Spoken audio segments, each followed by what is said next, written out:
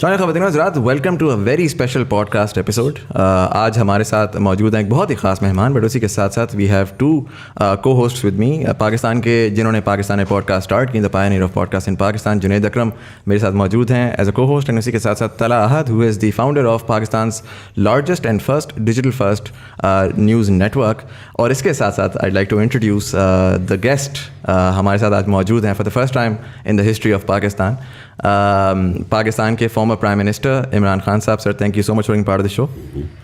میں چاہوں گا کہ جنید بھائی آپ اسٹارٹ کریں ود کویسچن. السلام علیکم خان صاحب، thank you so much for the opportunity. Khan صاحب ہم ٹریڈیشنل سوالوں پہ تو آئیں گے، لیکن I am gonna start with some thing جو کہ میں نے کبھی کسی انٹرویو میں نہیں دیکھا کسی نے آپ سے پوچھا ہو، and it's something very close to my heart. I mean you are a man of strong nerves. آپ نے ماشاء اللہ اسپورٹس میں اتنے سال دیے، پھر آپ کی اپنی 25 سال کی جد و جہد ہے political. We've seen you and people idolize you for your strength. But at the end of the day, you're a human being. And جو بھی recent developments ہوئے ہیں, it must have disappointed you in some way or the other. How are you feeling emotionally about this?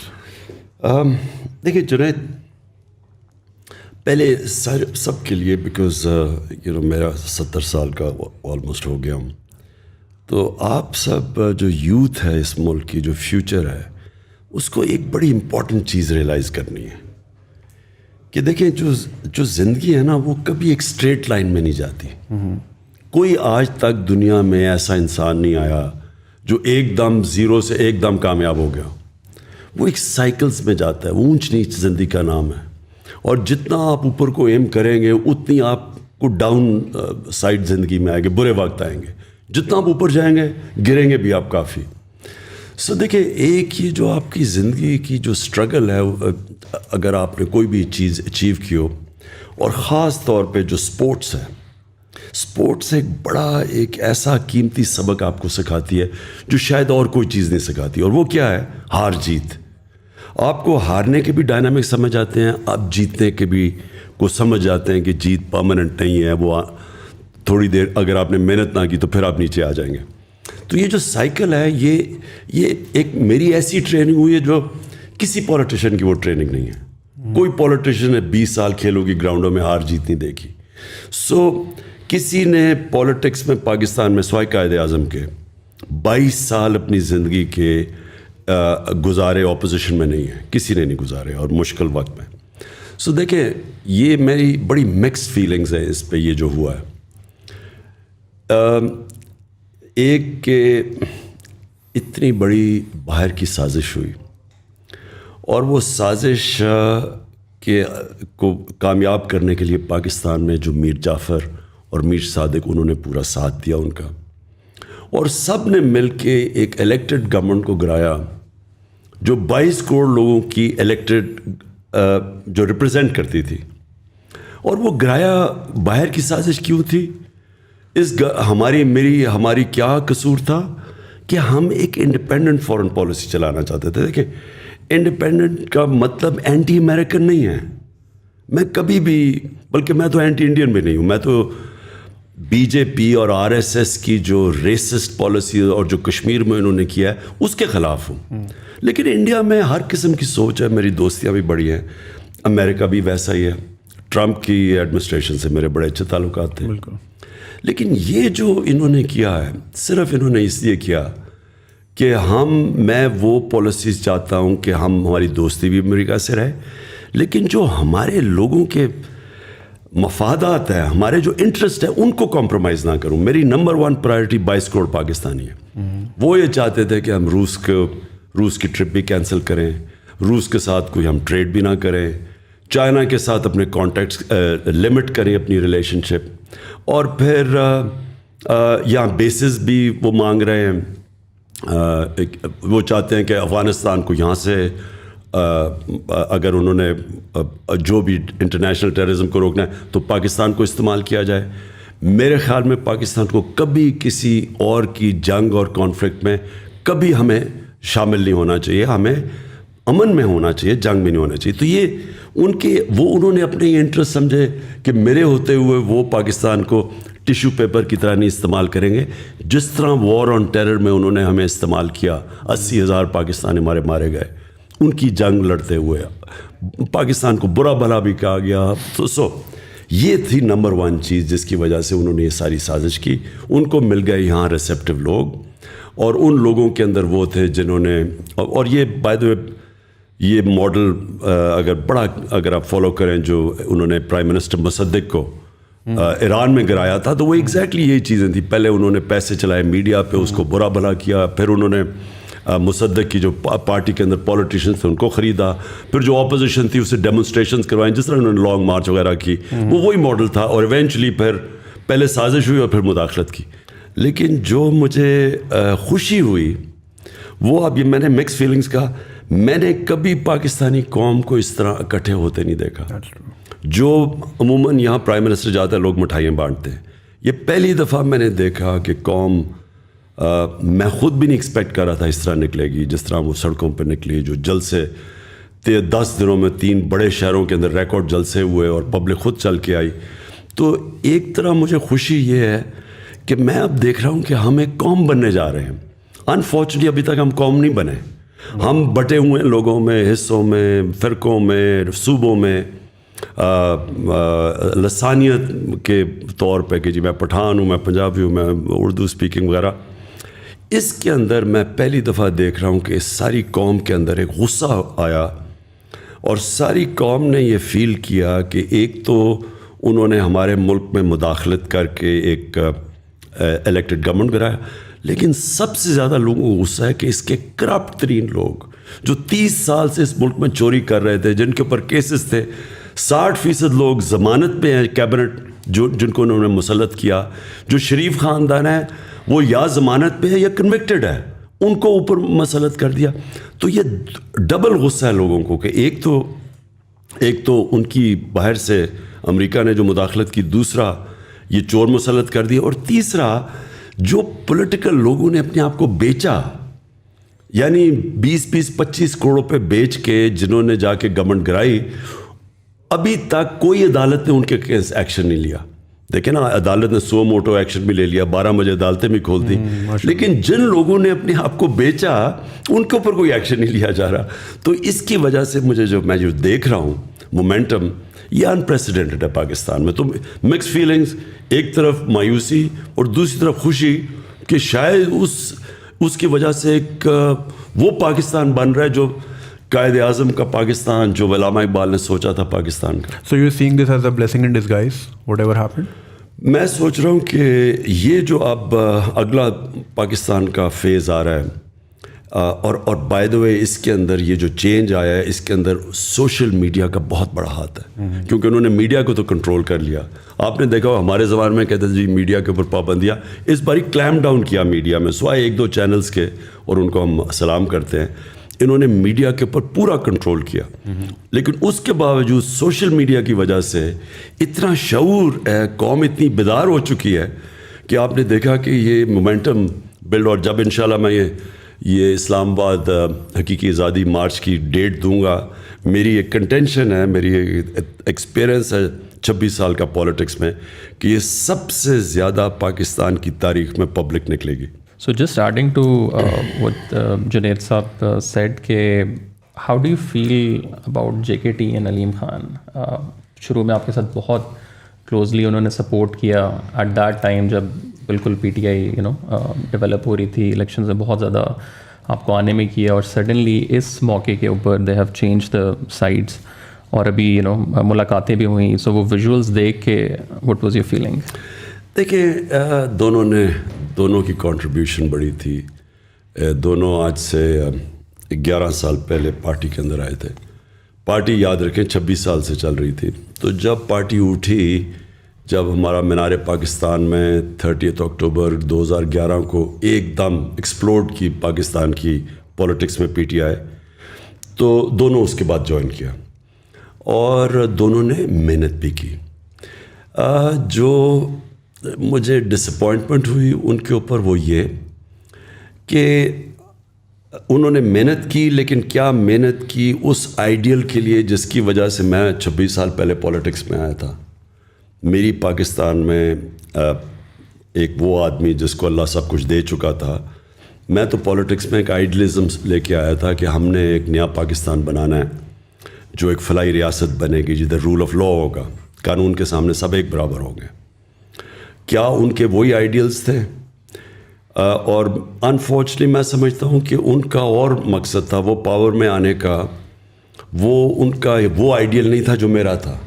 میرے خیال میں وہ power میں وہ, اور وہ پھر واضح بھی ہو گیا کیونکہ اگر ان کا وہ آئیڈیل ہوتا تو وہ آج ان لوگوں کے ساتھ نہ کھڑے ہوتے جن کو میں 26 سال سے کہہ رہا ہوں کہ ملک کے سب سے بڑے ڈاکو ہیں. میں تو بلکہ چوروں کی وجہ سے تو آیا تھا پالیٹکس میں.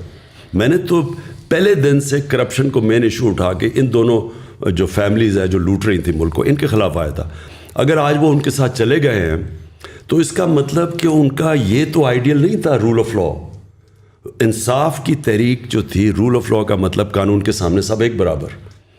میرے خیال میں وہ بھی جب ان کا یہ نہیں تھا, وہ بھی سمجھتے تھے کہ پاور میں آ کے تو وہ پاور کی پریولیجز انہوں نے استعمال کرنی تھی. دیکھیں پاور میں آ کے پیسہ میری اگر بزنس ہو, میں پاور میں آ کے تو بڑے آرام سے پیسے بنا سکتا ہوں, میں ہر طرح پریویل کر سکتا ہوں. میں اگر میں ریل اسٹیٹ میں ہوں تو میں انلیگل زمین کو پاور میں آ کے لیگل کروا سکتا ہوں, گرین کو گرے کروا کے اربوں روپیہ بنا سکتا ہوں. میرے تو بڑا آسان ہے. آج اگر مثلا ملک ریاض پاور میں آ جائیں تو ملک ریاض تو دنیا کے سب سے امیر آدمی بن سکتے ہیں کیونکہ پاور میں تو آپ کے پاس سب اپرچونیٹیز ہیں. سو بزنس اگر آپ نے کرنی ہے تو آپ علیحدہ رہیں. میری نظر میں اگر پالیٹکس کرنی ہے تو ایک ہائر آئیڈیل کے لیے آئے. میں نہیں ابھی اپنے لیے بنا سکتا تھا.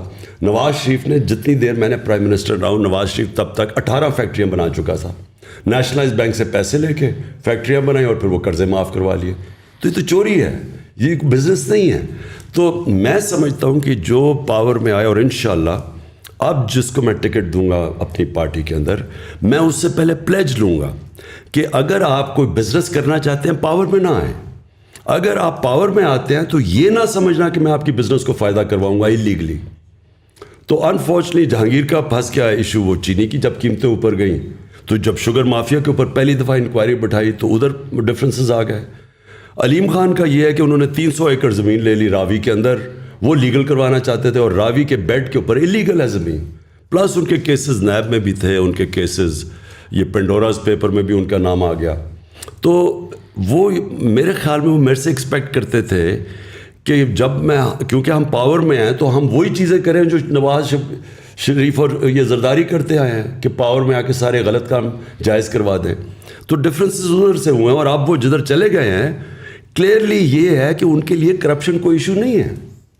تھوڑا سا میں اس کا اگر زوم ان کروں, ظاہر آپ نے ایک بڑے لیول پہ تو آپ نے کہا کہ like there is a foreign conspiracy, اور ایک یہ کہ باہر کی سازش ہے جس کے اندر جو ہے وہ دوسرے ملک ملوث ہیں. اگر میں لیکن تھوڑا زوم ان کروں پالیٹیشینس کو, چلے آئی انڈرسٹینڈ آپ کی پالیٹکس بھی یہ رہی ہے کہ politicians have been corrupt in Pakistan and it's easily believable as well. But then we saw کہ انسٹیٹیوشنز میں بہت ساری چیزیں ہوئیں. ہم نے دیکھا رات کو عدالت بھی کھلی, ہم نے اور بہت ساری چیزیں دیکھی. ہم ٹویٹر پہ جاتے ہیں تو people are very aggressive towards institutions these days. آپ کا اس کے بارے میں اگر میں تھوڑا سا آپ سے پوچھوں کہ زوم ان کر کے how do you feel about the judiciary and the establishment جو کنونشنل اسٹیٹس کو کنسیڈر ہوتی ہے؟ دیکھیں میں بڑا کانشیس ایک چیز کا ہوں کہ یہ ملک نے جب, اور میرے میں کوئی شک نہیں کہ یہ ملک نے بڑا عظیم ملک بننا ہے. میں آپ یہ کہیں گے کہ 3.5 سال میں میں نے رہ کے کیا ایکسپیرئنس کیا, میں نے ریئلائز کیا کہ پاکستان کا جو پوٹینشیل ہے اس کو چھوٹا سا بھی 5% بھی ہم نہیں پہنچ رہے اس کے اوپر, کہ اس میں پوٹینشیل بہت ہے. اللہ نے بڑی جدھر دیکھیں تو پوٹینشیل ہے اوپر آنے کا, ہر فیلڈ کے اندر پاکستان اوپر آ سکتا ہے. ہمارا پرابلم کیا ہے؟ رول آف لا نہیں ہے. ہمارا پرابلم یہ ہے کہ جو طاقتور ہے وہ اپنے آپ کو قانون کے نیچے نہیں لے کے آتا. سو جو اسٹرگل ہے اس وقت پاکستان کی وہ ہے انصاف کی. دیکھیں کوئی بھی دنیا میں آپ کوئی ملک لے لیں جدھر رول آف لا نہیں ہے وہاں غربت ہے. کوئی ملک لے لیں, ڈیولپنگ ورلڈ کا مسئلہ ہی رول آف لا نہ ہونے کا ہے. ہر ڈیولپنگ ورلڈ کے اندر ان کی جو رولنگ ایلیٹ ہے وہ پیسے چوری کر کے باہر, منی لانڈر کر کے باہر چلی جاتی ہے. جو فیکٹ آئی پینل کی رپورٹ ہے, سیکرٹری جنرل UN کے نیچے جو پینل بیٹھی تھی, $1.7 ٹریلین ہر سال, 1700 ارب روپیہ ہر سال غریب ملکوں سے چوری ہو کے, منی لانڈر ہو کے ویسٹرن کیپٹلز میں مے فیئر ٹائپ فلیٹس کے اندر آف شور اکاؤنٹس میں چلے جاتے ہیں. غریب ملک غریب ہوتے جا رہے ہیں, امیر امیر ہوتے جا رہے ہیں, کیونکہ وہ یہ پیسہ ادھر جب جاتا ہے ان کو تو نوکریاں وہاں ملتی ہیں, فائدہ ہوتا ہے. ہمارے ملک جدھر سے چوری ہو رہا ہے پیسہ وہ غریب ہو جاتا ہے. تو پرابلم کیا ہے, ہمارے پاس وہ انصاف کا نظام نہیں ہے جو طاقتور ڈاکو کو پکڑ سکے, وہ صرف کمزوروں کو پکڑتا ہے. اور اس لیے ہمارے نبی صلی اللہ علیہ وسلم نے اس لیے انہوں نے یہ کہا تھا کہ جب ایک پریویلیج عورت تھی, قریش کی عورت, انہوں نے کہا جی اس کو سزا نہ دیں, تو انہوں نے تب کہا تھا کیونکہ یہ تو جب قریش کی عورت ہے, اس نے جب چوری کی تھی, انہوں نے کہا کہ قوم تب تباہ ہوتی ہے جب چھوٹے چور کو آپ جیل میں ڈالیں اور طاقتور کو آپ NRO دے دیں, یعنی آپ چھوڑ دیں. یہ انہوں نے تب کہا تھا. آج ساری ڈیولپنگ ورلڈ کے اندر ایشو یہ ایک ہے کہ وہ طاقتور وائٹ کالر کرمنل کو نہیں پکڑ سکتے. ان کا جو سٹرکچر سارا بن گیا ہے, وہ یا پیسے ہوتے ہیں, پاورفل ہوتے ہیں, بچ جاتے ہیں. ابھی ساؤتھ افریقہ میں انہوں نے ایکس پریزیڈنٹ کو پکڑنے کی کوشش کی, وہاں جناب اس نے لوگ سڑکوں پر لگائے, کوئی 1200 لوگ مر گئے, وہ باہر پھر رہا ہے. تو جرت ان میں مورل اتھارٹی نہیں ہوتی طاقتور کو پکڑنے کی. تو ہمارا ایشو کیا ہے, میں یہ چاہتا ہوں کہ ہمارے جو ادارے ہیں وہ جب تک ان کے اندر یہ چیز نہیں آئے گی, مشنز ان کی جب تک ان کے اندر یہ جہاد کا جذبہ نہیں آئے گا کہ طاقتور کو جیل میں ڈالیں, ان کو جب پکڑیں. یہ ایشو یہ ہے پاکستان کا. ہمارے جو بڑے انسٹیٹیوشن جو کر سکتے ہیں, میں نے 3.5 سال میں کیا دیکھا. اب ہم کیا کہ عدلیہ آزاد ہے, ہم تو کچھ نہیں کر سکتے تھے. نیب آزاد ہے, نیب ہمارے کنٹرول میں نہیں تھی. تو ہم کیا کرتے تھے, اب یہ شہباز شریف کا اوپن اینڈ شٹ کے ساتھ 16 ارب روپیہ پکڑا گیا ہے اس کے نوکروں کے نام پہ, جو FIA نے پکڑا. ہم وہ اس کو کنوکٹ ہی نہ کروا سکیں. یہ سال پہلے انگلینڈ میں ہوتا, ابھی تک 1.5 سال پہلے یہ جیل میں ہونا تھا. وہ کبھی اس کی کمر میں درد ہے, کبھی وہ بینچ ٹوٹ جاتا تھا, کبھی کچھ. ہمارا جو انصاف کا نظام تھا وہ پکڑتا ہی نہیں تھا اس کو. یہ ساروں کے جو کیس ہیں, ایک میں مزامل کمپلیٹ کر لوں. 95% جو کیسز ہیں نیب کے اندر وہ ہمارے زمانے کے پہلے سے ہیں. اس 3.5 سال میں وہ کنوکٹ نہیں ہو سکے. سو واٹ, یہ آپ کو کیا چیز سامنے آتی ہے؟ سامنے ہی آتی ہے کہ ہمارے اداروں میں کیپیبلٹی نہیں ہے اور ول نہیں ہے پکڑنے کی. اور انفارچونیٹلی ہمارے اداروں کے اندر وہ لوگ بیٹھے ہوئے ہیں جو اس کرپٹ سسٹم سے فائدہ اٹھاتے ہیں. سو ہمیں جو کوشش کرنی چاہیے, دیکھیں کوشش جو کرنی چاہیے کہ ان اداروں کے اندر پبلک کا پریشر آئے. دیکھیں عوام کا, میں صرف ایک پریشر ہے, آج عوام کا پریشر پڑا ہوا ہے. عوام کا پریشر آنا چاہیے ان اداروں کے اوپر کہ آپ نے یہ جو کرمنلز ہمارے اوپر بٹھا دیے ہیں, یہ آپ کی ذمہ داری ہے, اب ان کو پکڑیں. ہم نے شہری تو نہیں پکڑ سکتے نا ان کو. اور سب کو پتہ ہے یہ 30 سال سے چوری کر رہے ہیں پیسہ. میں 26 سال کے ان کے خلاف جہاد کر رہا ہوں, لیکن میں تو نہیں پکڑ سکتا نا. پکڑنا تو عدلیہ نے ہے, نیب نے پکڑنا ہے. ہم نے تو اپنا کام کر دیا تھا FIA میں. اب ان کو ساروں کو NRO 2 مل گیا. پہلے مشرف نے NRO 1 دیا, اب یہ NRO 2 مل گیا ان سب کو. ڈو یو تھنک کہ دیکھیں یہ تو چلیں آئی انڈرسٹینڈ, آپ نے کہا کہ ایک مورل وہ ہوتی ہے, اپنے اندر ایک سوچ ہوتی ہے جس کے تھرو یہ کریں گے. کیا ہم سوچ کے اوپر ریلائی کریں گے؟ Do you think there is a systematic change جو کہ پوٹینشلی آپ لے کر آ سکتے ہیں, جس میں جوڈیشل ریفارمس کی بات ہے یا اگین اسٹرکچرل چینج کی بات ہے, جس کے تحت مطلب کیا آپ ایسا کر سکتے ہیں؟ میں کہتا ہوں فار ایگزامپل پبلک سپورٹ بھی آ جاتی ہے. پبلک سپورٹ اسی طریقے سے آئے گی کہ مے بی ایک ارلی الیکشن کی کال ہو جاتی ہے, اس میں آپ پاور میں بھی آ جاتے ہیں. ازیوم کرتا ہوں کہ آپ پاور میں آ جاتے ہیں, what differently can you do اگر تو آخر میں انصاف کا یہی نظام ہے اور آپ کے پاس کوئی مینڈیٹ ہی نہیں ہے اس کو. دیکھیں جب آپ پاور میں آتے ہیں نا اچھی میجورٹی سے, آپ قانون چینج کر سکتے ہیں. آپ قانون وہ بدل سکتے ہیں, ہر جو قانون رکاوٹ بنے ہوئے ہیں ان کو جو بچاتے ہیں. جو میں نے سیکھا 3.5 سال میں کنونسڈ ہوں کہ اگر صحیح معنی میں میجورٹی نہیں ملے گی, میں پاور میں آنا ہی نہیں چاہتا. کیونکہ اس کا مطلب اس باری ہاتھ بندھے ہوئے تھے, ہر جگہ ہم جکڑے پھنس جاتے تھے. ہمارا ادھر سے قانون ہم لے کے آتا تھا, وہ سینٹ میں پھنس جاتا تھا جا کے. اچھا وہاں آتا تھا ہم وہ قانون ہی نہیں بدل سکتے تھے ان کو. اب ہم کرمنل لا ریفارمز ہم لے کے آئے کہ جلدی سسٹم ہو, لیکن وہ ہمارے پاس طاقت نہیں تھی کہ ہم ان کو انفورس کر سکتے. ہم نے سول پروسیجر کوڈ کی کہ 1 سال سے زیادہ زمین کا کیس نہیں چل سکتا, سارے سول 1 سال میں فیصلہ ہوں گے, لیکن وہ ہر جگہ کے اسٹے آرڈر مل جاتا تھا. ریگولیٹرز, میں آپ کو مثال دیتا ہوں کتنی فرسٹریٹنگ تھی. اب ریگولیٹرز ہیں, ریگولیٹر کا مطلب اب یہ مثلا شوگر مافیا ہے, سیمنٹ کے اندر کارٹلز بنے ہوئے ہیں, بڑے بڑے کارٹلز بنے ہوئے ہیں, آئل مارکیٹنگ کمپنیز کے کارٹل ہیں. اور ان کو پروٹیکٹ کون کرتا ہے عوام کو ان کارٹل سے؟ Competition commission. کمپٹیشن کمیشن کا یہ حال تھا کہ 11 سالوں سے ان کے اندر اسٹے آرڈرز پھنسے ہوئے تھے. یعنی جو یہ بڑے کارٹلز تھے انہوں نے اسی کے ہاتھ باندھ دیے تھے کمپٹیشن کمیشن کے, تو وہ جا کے اسٹے آرڈر لے لیتے تھے. 800 اسٹے آرڈرز ہیں, 8 ہم نے ٹاپ ریگولیٹرز کے جن کا کام ہے عوام کی انٹرسٹ کو پروٹیکٹ کرنا. 8 ریگولیٹرز کے اوپر 800 اسٹے آرڈرز تھے. 250 ارب روپیہ پھنسا ہوا تھا ادھر, وہ فیصلے نہیں ہوتے تھے. تو یہ شوگر مافیا کے ہم نے جب انکوائری کی ان کے اوپر, وہ سارے جا کے انہوں نے وہ پھنسے ہوئے ہیں, وہ عدالتوں میں کیس چل رہے ہیں. سو ہمیں جب تک آپ کے پاس پاور نہ ہو, آتے ساتھ ہی لیجسلیشن کریں, ٹائم لمٹ کریں, ان کو فورس کریں. اور پاور سے جب آپ کو یہ فکر نہیں ہوتی کہ آپ کی گورنمنٹ کو کوئی ٹاپل کر دے گا, جب پاور سے آتے ہیں تب آپ یہ ساری چیزیں کر سکتے ہیں. سو اس لیے میں نے یہ آپ کو کہا کہ انشاءاللہ اگر باری ملی تو پاور سے ملے تاکہ ہم یہ ساری چیزیں بڑے بڑے کارٹلز مافیاز کو ٹیک آن کر سکیں. اچھا خان صاحب, آپ نے obviously you have an I for talent. آپ کو پتہ ہے وسیم اکرم کو کب اوور دینا ہے, 1 ڈاؤن پہ کس کو بھیجنا ہے. سو آپ کے اندر ایک ہی چیز ہے, اوبویسلی وہ لیپس ہوا جب اب جے کے ٹی صاحب اور علیم خان صاحب, آپ کے پاس ٹائم بھی کافی تھا to scrutinize, but obviously human error is available, ہو جاتا ہے. اگر ابھی آپ ارلی الیکشن میں جاتے ہیں, so do you think you have enough time 3 مہینے میں کہ آپ اس طرح کے سچے اور کھرے لوگ بھی ڈھونڈ پائیں اور آپ کو پھر الیکٹیبلس کی طرف نہ جانا پڑے, کیونکہ پھر اس کے بعد آپ دوبارہ پھر ویسے ہی بلیک میل ہوں گے جس طرح ابھی اس بار ہوا.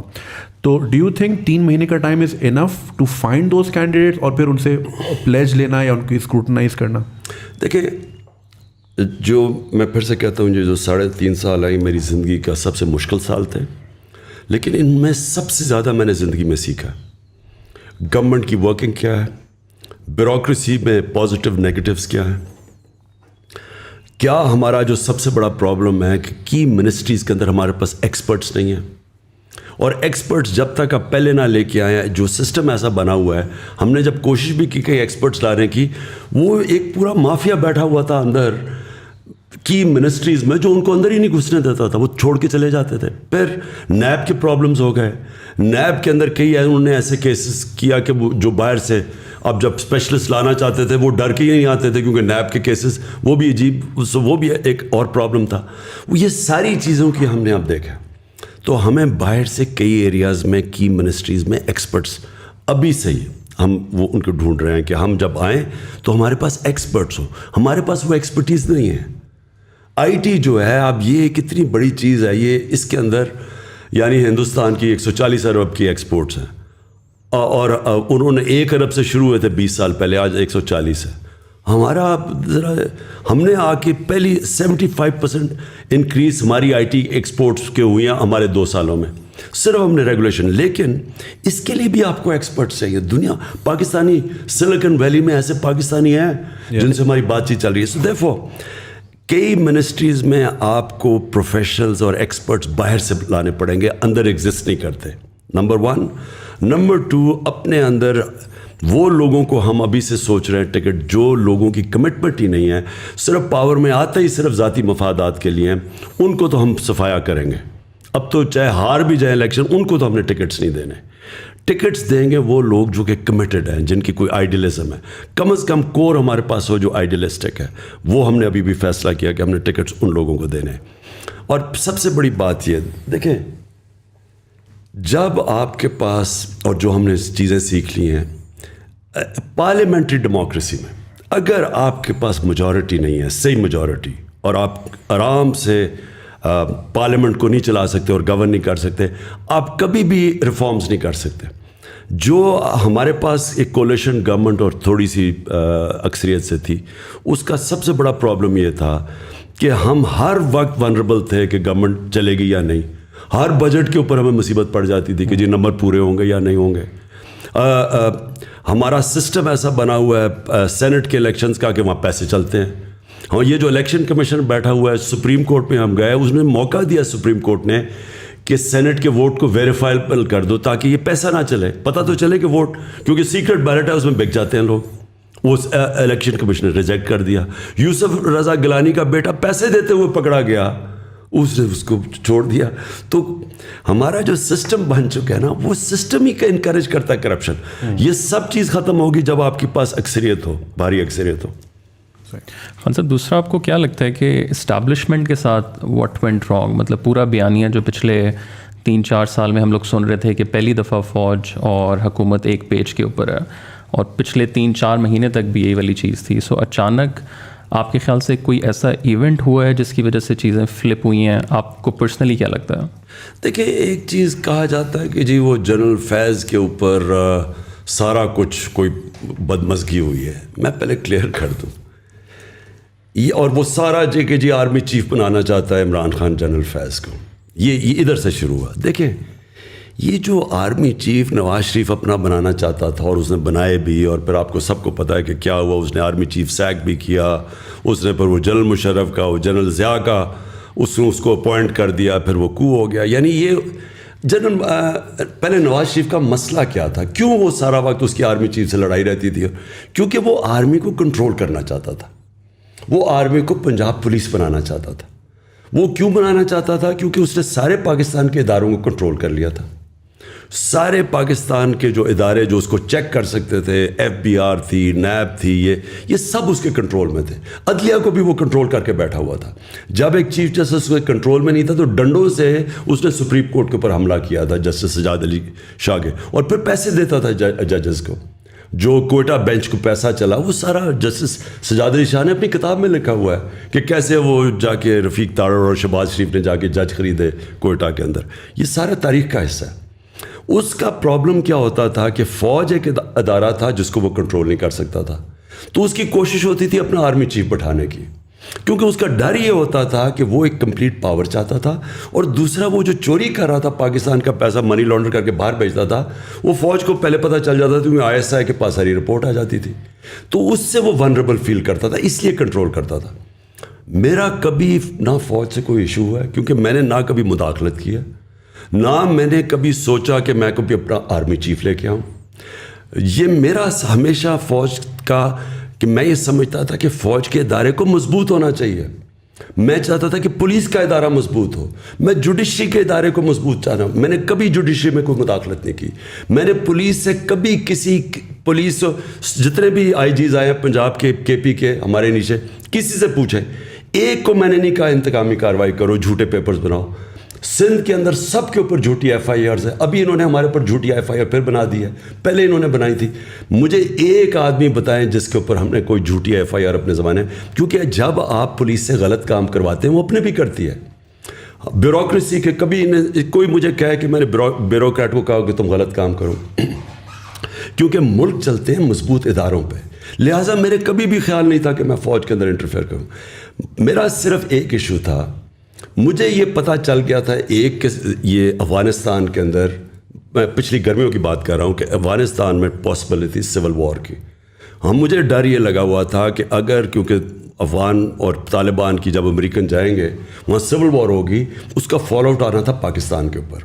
فال آؤٹ پھر بھی آیا, ہمارے کئی فوجی پتہ نہیں کتنے شہید ہوئے ہیں جب سے جو آزاد ہوا افغانستان. تو میں چاہتا تھا کہ اس وقت جو ہمارے ISI کا چیف تھا وہ 5 سال سے تھا, میں چاہتا تھا کہ یہ سردیوں میں جو سب سے ہمارا مشکل ٹائم ہے اس کو ہونا چاہیے. سیکنڈلی مجھے پتہ چل گیا تھا یہ پوری انٹریگ کر رہے ہیں نون لیگ والے, اور یہ ان کی پوری کوشش تھی یہ ساری سردیوں میں یہ جو انہوں نے کیا ہے. یہ پچھلی مجھے جولائی سے پتہ چلنا شروع ہو گیا تھا کہ انہوں نے پورا پلان بنایا ہوا گورنمنٹ کرانے کا. تو میں نہیں چاہتا تھا کہ ہمارا جو انٹیلیجنس چیف چینج ہو جب تک کہ سردیاں نہ نکلے. میں نے تو اپنی کیبنٹ میں تو یہ اوپنلی کہا تھا, یہ چھپی بات نہیں ہے. میں اوپنلی یہ کہہ رہا تھا کہ جب مشکل وقت ہے تو آپ اپنا مین جو آپ کا انٹیلیجنس چیف ہے اس کو چینج نہیں کرتے, کیونکہ اسی وہ آئیز اور ایئرز ہے گورنمنٹ کی. تو یہاں یہ چلا گیا, یہ تاثر یہ دیا جا رہا ہے کہ میں وہ اس لیے اسے رکھ رہا تھا, میں جنرل فیض کو آرمی چیف بنانا چاہتا تھا. میں نے آج تک, مجھے یہ قوم جانتی ہے 40 سال سے, جب میں کرکٹ کیپٹن تھا, کرکٹ کیپٹن سے پہلے بھی جانتے. آج اگر کوئی مجھے یہ کہہ دے کہ عمران خان نے کبھی میرٹ کے خلاف کچھ کیا, میں 10 سال کرکٹ کیپٹن تھا, سب کو پتہ ہے کہ میرے زمانے میں کبھی میرٹ وائلیٹ نہیں ہوئی. میں نے شوکت خانم بنایا, آج پاکستان کی پریمیئر انسٹیٹیوشن ان ٹرمز کے انٹرنیشنلی ریکگنائزڈ ہے. جوائنٹ کمیشن انٹرنیشنل دونوں ہاسپٹلس کو انہوں نے سرٹیفائی کیا ہوا ہے, وچ مینس 4 پاکستان میں ہاسپٹل جن کو انٹرنیشنل سرٹیفکیشن ہے. آج مجھے بتایا کہ کبھی شوکت خانم کے اندر سوائے میرٹ کے کچھ میں نے کیا ہو. نمل یونیورسٹی میں نے بنائی, اس کے اندر سارا میرٹ ہے, کوئی میرے رشتہ دار ان کو نہیں لے کے آیا, میرٹ پہ جو آتا ہے. میں نے کبھی, میں یہ سوچ بھی نہیں سکتا کہ آرمی چیف کے اوپر سوائے میرٹ کے میں کوئی اور فیصلہ کروں. میرا تو کوئی انٹرسٹ ہی نہیں ہے, مجھے تو کوئی اپنی کرپشن نہیں چھپانی, مجھے تو کسی سے کوئی خوف نہیں ہے. میں تو چاہوں گا کہ میری فوج کا ادارہ مضبوط ہو. تو یہ پھر پھیلایا گیا کہ عمران خان اپنا آرمی چیف لانا چاہتا ہے اور جنرل فیض, یہ بعد میں ساری چیزیں کہیں گئی ہیں. میرے ذہن میں یہ کبھی نہیں تھا. لیکن آپ کو لگتا ہے کہ اس کے علاوہ بھی کوئی بات ہوئی ہے جو ابھی تک پبلکلی نہیں آئی؟ مطلب بہت سے لوگ کہتے ہیں کہ جی پی ٹی آئی گورنمنٹ جو تھی وہ فارن پالیسی کنٹرول کر رہی تھی, وہ یہاں سے نہیں ہونی چاہیے, وہ وہاں سے ہونی چاہیے. دیکھیں, میں نے تو جب سے آج سے چھوڑے 26 سال پہلے جب میں پولیٹکس شروع کیا ہے, تو میں نے تو کبھی اپنی جو میری اسٹیٹڈ ایم تھا فارن پالیسی کا, اس سے کبھی میں پیچھے نہیں ہٹا. میرا ہمیشہ یہ تھا کہ پاکستان ایک خوددار قوم ہے, لا الہ الا اللہ کا اس کا نعرہ ہے, یہ کبھی اس کو کسی قوم کے سامنے جھکنا اور غلامی نہیں کرنی چاہیے. آپ میرے 26 سال پہلے ساری اسٹیٹمنٹس پڑھ لیں. میں نے 26 سال پہلے کہا تھا کہ میں نہ کبھی کسی کے سامنے جھکا ہوں, نہ کبھی قوم کو جھکنے. 26 سال سے میں ایک ہی چیز کہہ رہا تھا. میں نے وار آن ٹیرر کو سارا وقت اپوز کیا, کیونکہ ہم کسی کی جنگ لڑ رہے تھے. میں اکیلا آدمی تھا جو ساری جگہ اس کے خلاف. امریکہ میں جا کے میں نے کہا, ایشین سوسائٹی میں جو امریکہ کیا, اس کے اندر تھنک ٹینکس میں میں نے جا کے ایک ہی بات کی کہ یہ پاکستان کی جنگ نہیں تھی, ہم نے اپنی قربانی دی ہے. ہمیں امریکہ کی جنگ کے اندر ہم نے اپنے ملک کو قربان کیا ہے, لوگوں کو 80,000 اپنے لوگ قربان کیے. ملک کے کوئی نہیں بات کرتا قبائلی علاقہ کے لوگوں سے کیا گزرا ہے, سارا قبائلی علاقہ ہم نے ڈیوسٹیٹ کیا. تو میں ہمیشہ چاہتا تھا کہ پاکستان ایک آزاد ملک ہو, خوددار ملک ہو, اس کی فارن پالیسی آزاد ہو, ہم IMF کے غلام نہ بنیں, اور یہ کبھی چینج نہیں ہوا. تو میں نے تو جو اپنی فارن پالیسی تھی اسی کے مطابق رکھی. ہمارا انٹرسٹ کیا ہے, چائنا ایمرجنگ دنیا کی اکنامک اسٹرینتھ ہے, ہمیں چائنا کے ساتھ ہمیشہ اچھے تعلقات, ہمارا نیبر بھی ہے, ہمارے ٹریڈیشنل تعلقات ہیں. ادھر سے پش بیک یہ آتی تھی کہ تم کٹیل کرو کہ چائنا سے زیادہ, کیونکہ امریکہ اور وہ بلاکس میں جا رہے تھے. ہم نے کہا ہم دونوں سے دوستی رکھیں گے, اور ہم نے کبھی اینٹی امریکن میری پالیسی تھی. اور دوسری چیز یہ جو رشیا کا ٹرپ, ہمارے لیے رشیا سے, اگر ہندوستان رشیا سے چیز سستا تیل خرید سکتا ہے تو ہم کیوں نہیں خرید. ہندوستان کو ان کو اسٹریٹجک ایلائی ہے, ان کوڈ کا حصہ ہے. ہمیں تو وہ 3 میں نہ 13 میں ہمیں حکم دے رہے ہیں کہ ان سے نہ 30% کم پہ تیل مل رہا تھا, 30% کم پہ 20 لاکھ ٹن گندم ہم نے خریدنی تھی, وہ ہمیں سستی مل رہی تھی. تو میرا تو انٹرسٹ اپنے لوگ ہیں. اور پھر بیسس پاکستان میں بالکل بلیو نہیں کرتا, کیونکہ ہم ایک دم ملوث ہو جاتے ہیں کسی کی جنگ میں. سو دیئرفور میری فارن پالیسی ہمیشہ کلیئر تھی. اگر اور لوگوں کو یہ چیز پسند نہیں تھی تو میں نہیں جانتا, لیکن میں پرائم منسٹر تھا, میں چیف ایگزیکٹو ہوں, میرا پروڈکٹیو ہے فارن پالیسی, اور یہ میری فارن پالیسی تھی. تھوڑا سا کانورزیشن کو میں سوئچ کروں گا. آپ نے پہلے اس میں ظاہر ذکر کیا ایک overall things that you are seeing, اس میں یہ بات آتی ہے کہ نظام کرپٹ ہے. It's not just these individuals but, اور پہلے بھی میں آپ کا سنتا رہا ہوں, تو سوسائٹی ہماری انفارچونیٹلی مورلی بھی کرپٹ ہو چکی ہے, اور بہت سارے اس میں مسائل ہیں. تو نظام بار بار نظر آتا ہے. اگر میں آپ سے پوچھوں اگین, اگر میں اس پرٹیکولر انسیڈنٹ کو اٹھاؤں, تو ہم دیکھتے ہیں کہ پارلیمنٹری سسٹم جو ہے وہ بڑے آرام سے کنٹرول ہو سکتا ہے. سسٹم ہی ایسا ہے جس کے اندر, اس میں ایک تو 2 مسئلے مجھے نظر آتے ہیں. پہلا تو یہ ہے کہ اگر میں آپ کی پارٹی کی بات کروں تو at this point in time if I were to look at it, I think 95% of the people are voting for you, they not voting for the individual standing in the constituency. And so وہ آپ کے نام پہ vote کر کے آتے ہیں, اور پھر آخر میں آ کے وہ they go towards some other party and essentially. So do you think کہ ابھی جو آپ کو ایک پبلک سپورٹ اور پبلک سینٹیمنٹ ملی ہوئی ہے, اس میں آپ صرف الیکشنز کے لیے ہی کریں گے, یا آپ کو لگتا ہے کہ شاید پاکستان کو ایک ڈفرینٹ نظام کی ضرورت ہے؟ پریزیڈینشیل سسٹم کی ملٹیپل ٹائمز بات ہوئی. اگر میں زیادہ اس کو میکرو پہ لے جاؤں تو ہم نے تو ہمیشہ ایک ویسٹرن سسٹم دیکھا نا, برٹش کے بعد ہم پاکستان میں جو ان کا بنایا ہوا سسٹم تھا اسی کو ہم آگے لے کر جا رہے ہیں. بٹ دنیا میں بہت سارے اور نظام ایگزسٹ کر رہے ہیں. چائنا کا اپنا اسٹائل ہے, ٹرکی کا اپنا اسٹائل ہے. ڈو یو تھنک کہ ہمارے پاکستان کو بھی ایک ری امیجنیشن کی ضرورت ہے, مے بی ایک نئے کانسٹیٹیوشن کی ضرورت ہے, مے بی ایک نئے اسٹرکچر کی ضرورت ہے. پہلے تو ایک چیز یاد رکھ لیں, کوئی بھی دنیا کا نظام لے آئے, اس کے اوپر شریف اور زرداری بٹھا دے, وہ سارے نظام کرپٹ ہو جائیں گے. آج آپ انگلینڈ کے اندر وہ نواز شریف جو اس کو کسی طرح پرائم منسٹر بناتے ہیں انگلینڈ کا, میں آپ کو گارنٹی کرتا ہوں کہ 10 سال میں وہ مقروض ہو جائے گا ملک, اور وہ پاکستان سے کہے گا کہ ہمیں قرضے دو. دیکھیں, سب سے پہلے تو جو پارلیمنٹری ڈیموکریسی کے اندر آپ کو ایک چیز سمجھنی ہے, جو برطانیہ کی, جو میں بڑی کلوزلی دیکھا ہوا اور اسٹڈی کیا, اس کا جو بیسز ہوتا ہے نا, وہ بنیاد جو رکھی جاتی ہے, وہ رکھی جاتی ہے امر بالمعروف پہ, کہ ان کی جو موریلٹی ہے ایک مورل سٹینڈرڈز کے اوپر پارلیمنٹری ڈیموکریسی کھڑی ہوتی ہے. دیکھیں, ڈیموکریسی ایک پارلیمنٹ کے پاس تو فوج نہیں ہے, لیکن ان کے پاس مورل اتھارٹی ہوتی ہے. جس وقت آپ کی ڈیموکریسی میں مورل اسٹرینگتھ چلی جاتی ہے, اس وقت ہمارے ملک میں ہمیشہ فوج آتی ہے اور لوگ مٹھائیاں بانٹتے ہیں, کیونکہ جب وہ کھو بیٹھتے ہیں نا اپنی اخلاقی جواز, کیونکہ ڈیموکریسی چلتی اخلاقیات کے اوپر ہے. کیوں یہ پہلی دفعہ ہوا ہے کہ ایک دفعہ ایک گورنمنٹ کو گرایا گیا اور لوگ سڑکوں پہ آ گئے؟ کیونکہ ہماری گورنمنٹ نے اخلاقی جواز نہیں کھویا تھا. عمران خان کوئی کرپشن نہیں کر رہا تھا, ہم کوئی یہاں سے پیسے چوری کر کے باہر نہیں لے کے جا رہے تھے. اس لیے لوگوں کو ایک غصہ آیا کہ باہر کی مداخلت اور اندر سے میر جعفروں نے گرا دی, اس لیے پبلک نکلی. تو نمبر 1 ایک چیز پلیز یہ یاد رکھ لیں کہ ویسٹ منسٹر ڈیموکریسی اس لیے چلتی ہے کہ وہاں تصور ہارس ٹریڈنگ کا نہیں ہے. کوئی سوچ نہیں سکتا کہ وہ اپنی ووٹ بیچے گا. ان کی مورل سٹینڈرڈ اتنی ہائی ہیں. وہاں ایک ایکسپینسز کا کیس چلا تھا برٹش پارلیمنٹ میں, 4-5 ہزار پاؤنڈ کے اوپر 8-8 10 لاکھ روپے کے ایکسٹرا ایکسپینسز پہ 3 سال کی پارلیمنٹرینز کو جیل دی. اور جج جب جیل میں کہہ رہا تھا تو ان کو اس نے کہا کہ میں تمہیں اس لیے جیل رہا ہوں کیونکہ تم پارلیمنٹ پبلک ریپرزینٹیٹیوز ہو, تمہارا جو مورل سٹینڈرڈ ہے وہ عوام سے زیادہ اوپر ہے. تو اس نے ان کو 3 سال کی جیل ڈال دی. سب سے پہلے یہ یاد رکھیں کہ جو ہمارا ظلم ہوا ہے نا, ہمارا سارا سسٹم ہے, ہمارے اوپر جب کرمنلز آ کے بیٹھ گئے, انہوں نے سارے سسٹم کو پہلے تو ڈسٹروائے کیا. کیونکہ میں کیسے چوری کروں گا اگر نیب انڈیپینڈنٹ فنکشن کر رہی ہے, اگر FBR انڈیپینڈنٹ, FIA قانون کے مطابق چل رہی ہے, میں نہیں کر سکتا. تو مجھے پہلے ان کو اپنے لوگ بٹھا کے ان کو ختم کرنا. اب یہ FIA کو ختم کر رہا ہے نا, 16 ارب کے کیسز ہیں شہباز شریف کے اوپر. آتے ساتھ ہی جو لوگ انویسٹیگیٹر سب کو فارغ کر کے اپنے لوگ اوپر آ کے بٹھا دیے, اب اپنے کیسز صاف کرے گا. اب FIA اس کے بعد کیا کرے گی؟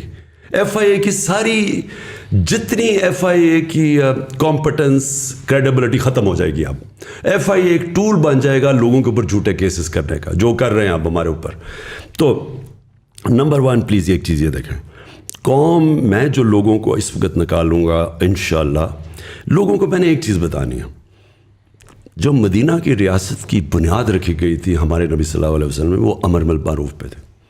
قوم کو حکم دیا تھا کہ تم نے کھڑا ہونا ہے رائے حق پہ اچھائی کے ساتھ, اور ساری قوم کو حکم دیا تھا تم نے سب نے مل کے برائی کو کنڈیم کرنا ہے.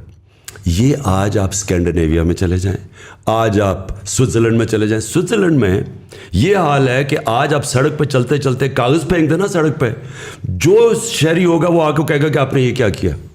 شہری آپ کے اوپر کہیں گے کہ آپ نے غلط کام کیا ہے. یہ امر بالمعروف تھا. یہ مدینہ کی ریاست اس پہ کھڑی ہوئی تھی.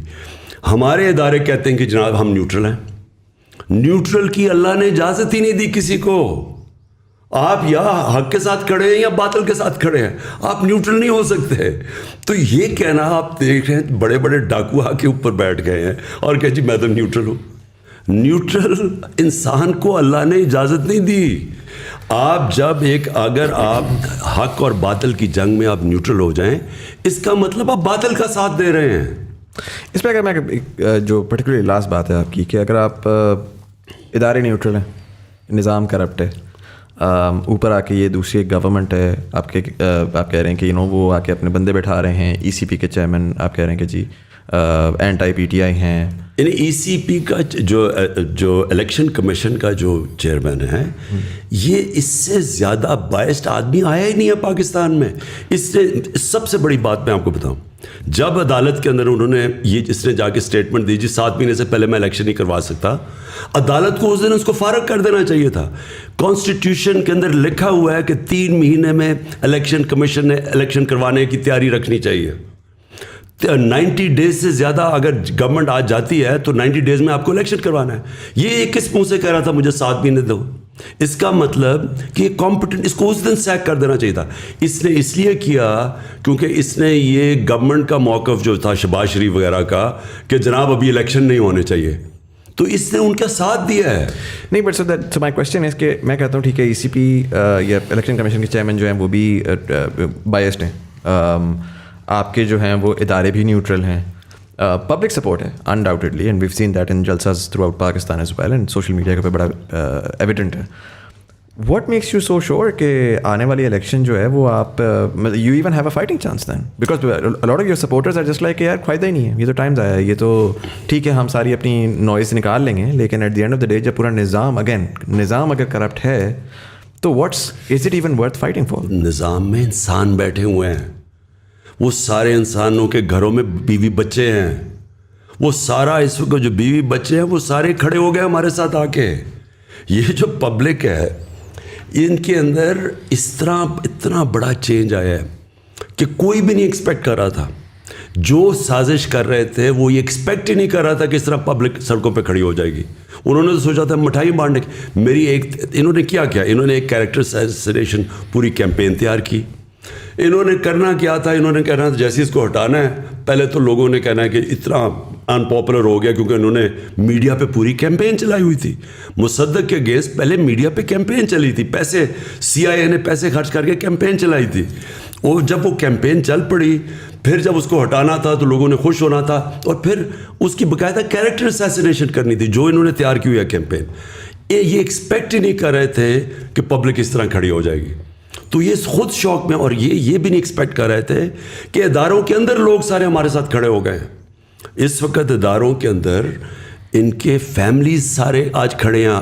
میں کیوں سمجھتا ہوں کہ اس وقت جو چینج آئے گا, یہ میں پہلی دفعہ اپنے 26 سال کی پالیٹکس میں بلکہ اپنی زندگی میں نے کبھی اتنا بڑا چینج جو اب آ رہا ہے میں نے کبھی ایسا نہیں دیکھا. خان صاحب, ابھی آپ مورل اسٹینڈنگ کی بات کر رہے تھے, مجھے تھوڑا چیزوں کو گراس روٹ پہ اس پرسپیکٹو سے دیکھنا مجھے ذرا پریفر کرتا ہوں. مورل اسٹینڈنگ آتی ہے اچھی تربیت سے, اس میں آپ کی ہر چیز انوالو ہو جاتی ہے. آپ کے گھر میں کیا تربیت دی جا رہی ہے, آپ کے اسکول میں, تعلیمی اداروں میں, آپ کے مدرسوں میں, جہاں سے بھی آپ تعلیم لے رہے ہیں. آپ اگر آج دیکھیں جین زی جو ہے, میں ان سے ذرا تعلق بہت کلوزلی کنیکٹیڈ رہتا ہوں ان کے ساتھ میں. آپ ٹی وی کے چینلز گھمائیں, پورے 70 چینل جتنے بھی ہیں, آپ کو بچوں کا ایک کانٹینٹ نہیں دکھتا. And I think we owe it to the children, کیونکہ ہم نے اپنی جیسی زندگی گزار لی. یہ آپ جو بھی جد و جہد کر رہے ہیں آپ آنے والی نسلوں کے لیے کر رہے ہیں, رائٹ. وہ کہتے ہیں نا, you never get to experience the shade of the tree that you plant. تو کسی بھی چینل پہ بچوں کا کوئی بھی پروگرام نہیں آتا, اور نہ ہی کوئی سائنس کا پروگرام آتا ہے. کسی زمانے میں نیشنل جیوگرافک اور ڈسکوری آتے تھے ہندی میں, لیکن چونکہ وہ ہندی میں آتے تھے تو وہ ہندو کنسیڈر کیے گئے, وہ بین ہو گئے. بچے مانگتے ہیں انسپریشن. ظاہر ہے بہت سارے بچوں نے آپ کو دیکھا, انسپائر ہوئے, آج وہ ٹیم میں کھیل رہے ہیں, ماشاءاللہ اچھی پرفارمنس کر رہے ہیں. تو جب آپ کے پاس ہیروز بھی نہیں ہوں گے, آپ ان کو کوئی انسپریشنل کانٹینٹ بھی نہیں دکھائیں گے, آپ ان کو چاہے وہ ریلیجیس کانٹینٹ ہو یا سائنٹیفک کانٹینٹ ہو. میری فواد چودھری صاحب سے بھی اس معاملے میں ڈسکشن ہوئی تھی جب وہ منسٹری آف سائنس ہیڈ کرے, تو ان کو آئیڈیاز اچھے لگے, مگر وہ ظاہر بات ہے کہ ہماری جو بھی گورنمنٹ آتی ہے وہ اپنا سارا ٹائم لڑائی میں نکال دیتی ہے, اور وہ کام ہو نہیں پاتا. وہ اپنے آپ کو بچانے میں پورا ٹائم نکل جاتا ہے. پہلا سال سمجھ آتا ہے, آخری سال الیکشن کی تیاری ہوتی ہے, بیچ میں جو 3 سال ہوتا ہے اس میں بھی کووڈ آ گیا. تو اس طرح کی کوئی بھی چیز جو ہے آپ دیکھیں نہیں نظر آ رہی. اور یہ آئی تھنک ہمیں آج اس چیز کا اندازہ نہیں ہو رہا, لیکن ان دا کمنگ 10-20 ایئرس آپ اگر چائنا کی مثال دیکھیں, چائنا میں جو ہے ٹک ٹاک پہ باقاعدہ میتھ کے سوال آتے ہیں, بچوں کو کوئز کرواتے ہیں. انڈیا میں آپ دیکھ لیں بہت انسپائرنگ کانٹینٹ بنایا جاتا ہے, چاہے وہ یوٹیوب کا ہو, چاہے وہ ٹی وی کا ہو, ان کی even film industry soft power کے تھرو. تو یہ ایک بہت بڑا گیپ ہے, and I think we owe it to the children of this country. تو جو morality ہے نا اور ایتھکس, یہ ساری چیزیں میں نے جب مدینہ کی ریاست کی بات کرتا ہوں تو یہ ایک بڑا کیئرفلی ہمارے نبی صلی اللہ علیہ وسلم نے لوگوں میں کلٹیویٹ کیا تھا. میں نے رحمۃ للعالمین اتھارٹی بنائی. وہ کیوں بنائی؟ اس کا صرف ایک مقصد تھا کہ لوگوں کو سیرت نبی سے ان کی ایتھکس امپروو کریں. بچوں کو نبی صلی اللہ علیہ وسلم جو دنیا میں کبھی اس طرح کا اتنا عظیم انسان نہ آ سکتا نہ آیا, ان کی زندگی سے وہ بتائیں تو صحیح کہ وہ کیا ریولوشن آئی ہے. دیکھیں, لوگوں کو یہی نہیں پتا کہ جب وہ 10 سال میں 622 سے لے کے 632 تک, وہ جو ان کے 10 سال تھے مدینہ میں, وہ دنیا کا سب سے بڑا انقلاب آیا. آپ کو پتہ ہے جو ٹوٹل لوگ مرے جنگوں کے اندر 10 سالوں میں, وہ 1200 تھے. 1200-1300 ٹوٹل لوگ مرے. سو ایکچولی وہ ایک فکری انقلاب آیا تھا. وہ ذہن چینج ہوئے تھے, انسان چینج ہوئے تھے. وہ جب تک آپ سیرت نبی نہ پڑھیں تو آپ کو پتہ ہی نہیں چلے گا کہ وہ کیا ہوا تھا. ہم نے اس لیے فیصلہ کیا کہ بچوں کو پڑھائیں سیرت نبی. اور میں نے پھر یہ بھی, کیونکہ اس وقت بہت بڑا اسالٹ ہے ویسٹرن کلچر, میں سب سے بہتر جانتا ہوں, میں نے اتنی زندگی 30 سال یعنی آف اینڈ آن وہاں گزارے. جب تک آپ نے جو بات کی میڈیا کے اوپر, کانٹینٹ ٹی وی پہ, فلموں میں, ہم اس کو اپنی کلچر اور اپنی دین کے ساتھ سنکرونائز نہیں کریں گے. ہم پھنسے رہیں گے بالی ووڈ اور ہالی ووڈ, جن کے کلچر ہمیں پوری طرح سمجھ نہیں ہے کہ ان کی وہ کانٹینٹ نے کتنا بڑا ان کے کلچروں میں فائدے کیا کروایا اور نقصان کیا کروایا. آج وہاں فیملی سسٹم ٹوٹ چکا ہے. ہندوستان کے اندر ان کا جو ہالی ووڈ بالی ووڈ کلچر ہے وہ ان کی فیملی سسٹم کو ڈیوسٹیٹ کر رہا ہے. ہم اس کو جب اپنائیں گے تو ہمیں پتہ چلنا چاہیے کہ اس کے کانسیکوینس کیا ہے. اس وقت پاکستان اور مسلم دنیا میں جو چیز بچی ہوئی ہے وہ ہے ہمارا فیملی سسٹم. آپ جتنی ولگیرٹی اپنے ملک کے اندر لے کے آئیں گے, اور آپ ٹی وی پہ اور آپ موبائل فون کے اوپر جو کانٹینٹ ہے, جو پون ہے اس کے اوپر جس طرح کی چیزیں ہیں, آپ جتنا اس کو بڑھاتے جائیں گے اس کا ڈائریکٹ امپیکٹ پڑتا ہے فیملی سسٹم پہ. جو پردے کا کانسیپٹ ہے وہ صرف کپڑوں کا نہیں ہے. سارا پردے کا اگر آپ صحیح معنی میں کوئی ایکسپلین کریں لوگوں کو, اس کے پاس فلسفہ ہے کیا, وہ بیسکلی فیملی سسٹم کو بچانے کے لیے. آپ جتنی ولگیرٹی بڑھائیں گے, فحاشی بڑھائیں گے, آپ کا فیملی سسٹم افیکٹ ہو. ہالی ووڈ کے اندر ایک شادی کی ایوریج لائف سپین 2.5 سال ہے. 2.5 سال شادی لاسٹ کرتی ہے, کیونکہ وہ جو لائف سٹائل ہے اس میں خاندانی نظام چلتا نہیں ہے. تو میں یہ چاہتا تھا کہ پہلے تو ہم بچوں کی تربیت کروائیں اسکولوں سے سیرت نبی سے, کیونکہ انہوں نے مدینہ میں یہی امر بالمعروف اس کی بیسس رکھی تھی سوسائٹی میں. سیکنڈلی ہم کاؤنٹر کریں, جس طرح میں وہ ترکی کا جو سیریل تھا ٹی وی ارطغرل, اس کو میں جو یہاں لے کے آیا تھا پریزیڈنٹ اردوغان سے بات کر کے, اس کا مقصد یہ تھا کہ ہم آلٹرنیٹ لوگوں کو دکھائیں کہ ایک ایسا کلچر ہے جس میں یہ سارا جو فحاشی ہے, جو یہ بالی ووڈ وغیرہ جو گند ہے بالکل, جو تباہی کر رہا ہے, وہ ادھر بھی تباہی کر چکا ہے. ہالی ووڈ کے اندر جو ہم نے اپنی پہلے ایڈلٹس ہوتی تھی 50 سال فلم کیا ہوتی تھی, اور آج آپ دیکھ لیں اور اس کا ایفیکٹ دیکھ لیں معاشرے میں. تو ہمیں دیکھیں کلچر ایکسچینج ہمیشہ ہوتا ہے, لیکن ایک ملک میں ایبلٹی ہونی چاہیے کہ کون سی کلچر کی چیزیں ہم نے لینی ہے اور کون سی نہیں لینی. آپ اگر پوری طرح چیزیں لے آئیں گے, اس کا جو آپ کو کانسیکوینسز ہی نہیں پتا کہ آپ کی سوسائٹی پہ کیا ہو. اس کا سب سے بڑا آج کانسیکوینس ہے کہ آپ فاسٹسٹ رائزنگ کرائم آج پاکستان میں, جب میں نے IGs بلا کے ان سے چیک کیا تو چائلڈ ابیوس اور ریپ یہ سب سے تیزی سے بڑھ رہی ہے پاکستان میں کرائم. خان صاحب, جیسے آپ نے ذکر کیا کہ دوبارہ گورنمنٹ میں ہم میجورٹی میں آتے ہیں, لیکن جس طرح کا وہی والی بات جو مزمل نے کی کہ جس طرح کا نظام آلریڈی چل رہا ہے, مطلب اس میں آ کے پولیس ریفارمز کیسے ہو سکتی ہیں؟ مطلب آپ کے دور میں بھی 6 سے زیادہ IGs پنجاب میں بار بار لوگ چینج ہو رہے ہیں, منسٹریز میں چینج ہو رہے ہیں. سو اس دفعہ ایسی کیا چیز ہے جو ڈفرینٹ ہوگی؟ اور اس سے بھی زیادہ اگر آپ جو اداروں والی سائڈ ہے وہ مطلب آپ کے خیال سے وہ ابھی بھی نیوٹرل ہی رہیں گے جب آپ آتے ہیں, یا وہ آپ کو سپورٹ کریں گے؟ اور ایک بہت بڑا جو نیریٹو پچھلے 60 سالوں سے پاکستان میں کہ جی ان کی سپورٹ کے بغیر تو آپ آ ہی کوئی نہیں سکتا. سو جتنی مرضی آپ کے پاس پبلک آ جاتی ہے, ڈو یو فیل لائک کہ یو ول کم بیک؟ دیکھیں, اس کو جب پبلک اس طرح موبلائز ہو جائے نا, دنیا کی تاریخ بتاتی ہے اس کو کوئی نہیں روک سکتا. میں نے تو ایک دفعہ اس طرح کی موبلائزیشن دیکھی تھی, اور اس میں کوئی شک نہیں کہ تب واقعی ایک فری اینڈ فیئر الیکشن ہوا تھا 1970 میں ذوالفقار علی بھٹو کا. لیکن میں نے تب جو پبلک دیکھی تھی نہ, یعنی وہ انپریسیڈنٹ سی چیزیں ہوئی ہیں کہ ان نون لوگوں کو اتنے ووٹس پڑے, اور جب پیپلز پارٹی کا ویو آیا تھا ادھر اور مجیب الرحمان کا ویو آیا تھا ایسٹ پاکستان میں, تو اس سے کوئی نہیں روک سکتا جب اس طرح کا ویو آتا ہے. لیکن اس میں کوئی شک نہیں کہ فری اینڈ فیئر الیکشنز تھے. لیکن میری کنٹینشن یہ ہے کہ پاکستان بدل گیا, اس کو آپ کوئی روک نہیں سکے گا. یہ جب پبلک کا ایک فیصلہ ہو جائے نا, جب پبلک ایک طرف, جس طرح میں دیکھ رہا ہوں کہ پبلک اب جو شعور آ گیا ہے, جو نکل گئی ہے, میں نہیں سمجھتا کہ, اور دیکھیں اداروں کے اندر پھر سے میں بتاتا ہوں انسان ہوتے ہیں, وہ نہیں روک سکتے, وہ روکنا چاہیں گے بھی نہیں. ان کے اندر سے, اداروں کے اندر سے پریشر ہوگا, کوئی نہیں روک سکتا اس کو. اچھا خان صاحب, اس میں مجھے یہ بتائیے گا کہ آپ نے تھوڑی دیر پہلے آپ نے ویسٹ منسٹر ڈیموکریسی کا بھی تذکرہ کیا, اور ہم دیکھتے ہیں کہ پچھلے 3 سال میں آپ ظاہر فائر فائٹنگ میں بہت زیادہ لگے ہوئے تھے. ایک سارٹ آف ہنگ پارلیمنٹ تھی اور اس میں ظاہر ہے کہ وہ چیز بڑی مشکل تھی. But one thing that has been missing, and اس کو میں تھوڑا سا کانٹیکسٹ اس میں بلڈ کروں گا. سوال میرے اس طرح دماغ میں آیا کہ پہلا تو یہ ہوا کہ اگر میں ٹویٹر دیکھوں تو آج کل بڑا ایک کویسچن مارک ہوا ہے, سب کہہ رہے ہیں کہ جی خان صاحب کی سیکیورٹی کو بڑا ہے, ایک تھریٹ ہے. اسپیس میں بھی آپ نے, لوگوں نے اس کے اوپر بہت زیادہ بولا اور آپ نے اس پہ جواب دیا کہ اللہ تعالیٰ کے اوپر ہے, وچ از فائن.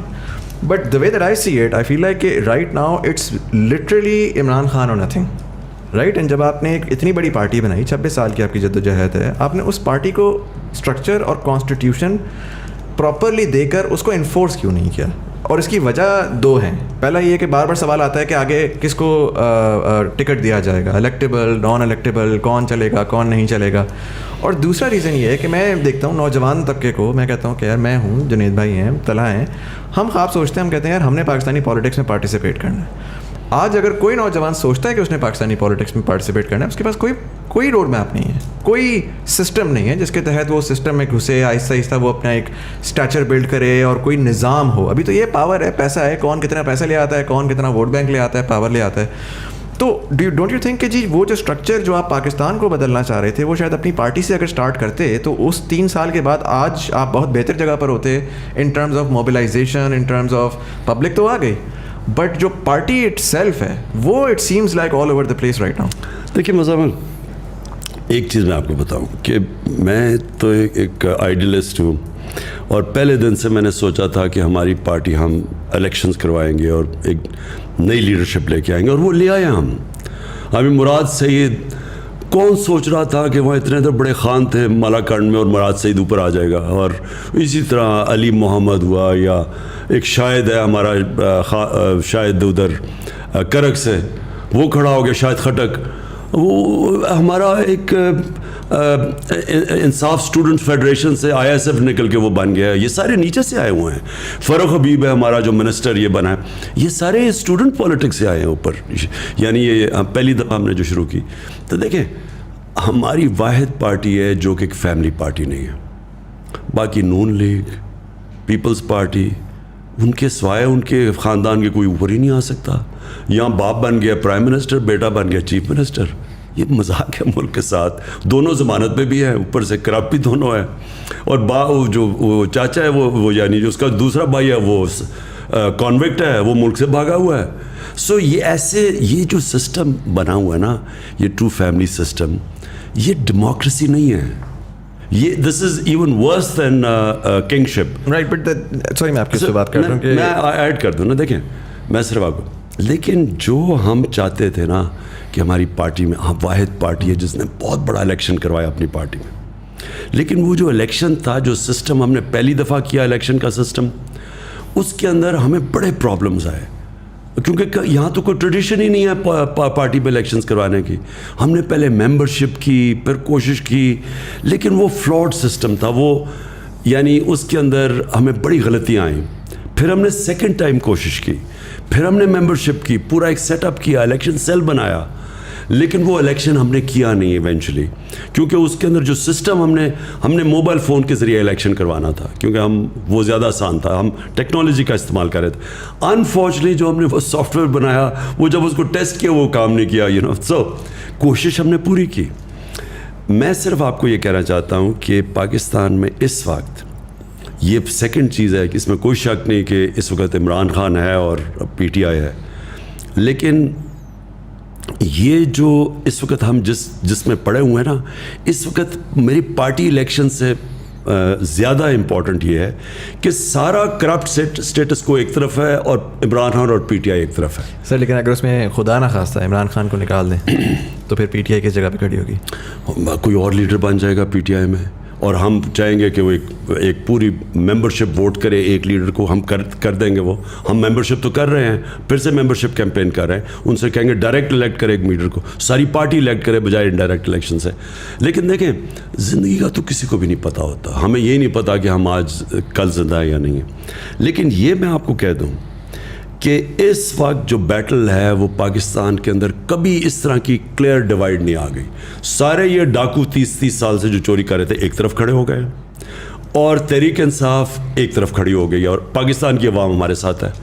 اور یہ جو الیکشن ہوگا یہ پاکستان کی تاریخ میں ایک ایسا الیکشن ہونے جا رہا ہے جو شاید دنیا میں بڑے کم ملکوں کے اندر ہو, اور اسی الیکشن میں پاکستان ایک قوم بننے جا رہی ہے. دیکھیں یہ سارے ملک میں ایک آیا. اب کراچی میں بھی کس پاکستان کی پارٹی نے 10 دن میں پشاور کا سب سے تاریخی جلسہ کیا, کراچی کا تاریخی کیا, اور منار پاکستان بھر دیا. انہوں نے 11 پارٹیز نے مل کے منار پاکستان کا 5% نہیں بھرا. اس باری اتنا بڑا کراؤڈ آیا کہ باہر بھی لوگ اندر ہی نہیں گھس سکے. سو دیئرفور یہ ایک یونیک چینج آ رہا ہے پاکستان میں.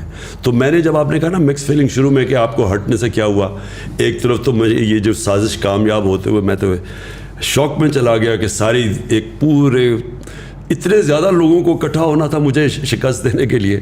دوسری طرف جو قوم کھڑی ہوئی ہے, میں تو سمجھتا ہوں اس سے خوشائن چیز ہو ہی نہیں سکتی تھی ہمارے ملک سے. اچھا سر, اس میں ابھی آج کی خبر ہے کہ مریم اورنگزیب نے کمیشن اسینچلی اناؤنس کیا ہے آن دا سائفر, جو آپ کا جس کی بیسس کے اوپر فورن کنسپیریسی کا آپ کہتے ہیں. تو do you think that's a good thing considering کہ پبلک بھی شاید دیکھ لے گی کہ ایگزیکٹلی کیا ہے اور کس طرح سے. یہ ایسے ہی ہے کہ شہباز شریف کے 16 ارب روپے کے کیسز ہیں کرپشن کے, منی لانڈرنگ کے ایف آئی اے کے اندر, اور اب وہ ایف آئی اے کے اندر وہ سارے آفیسرز ڈال کے اپنے آفیسرز اپوائنٹ کر رہا ہے. یعنی جو انوالوڈ ہو وہ کیسے فیصلے کر سکتا ہے؟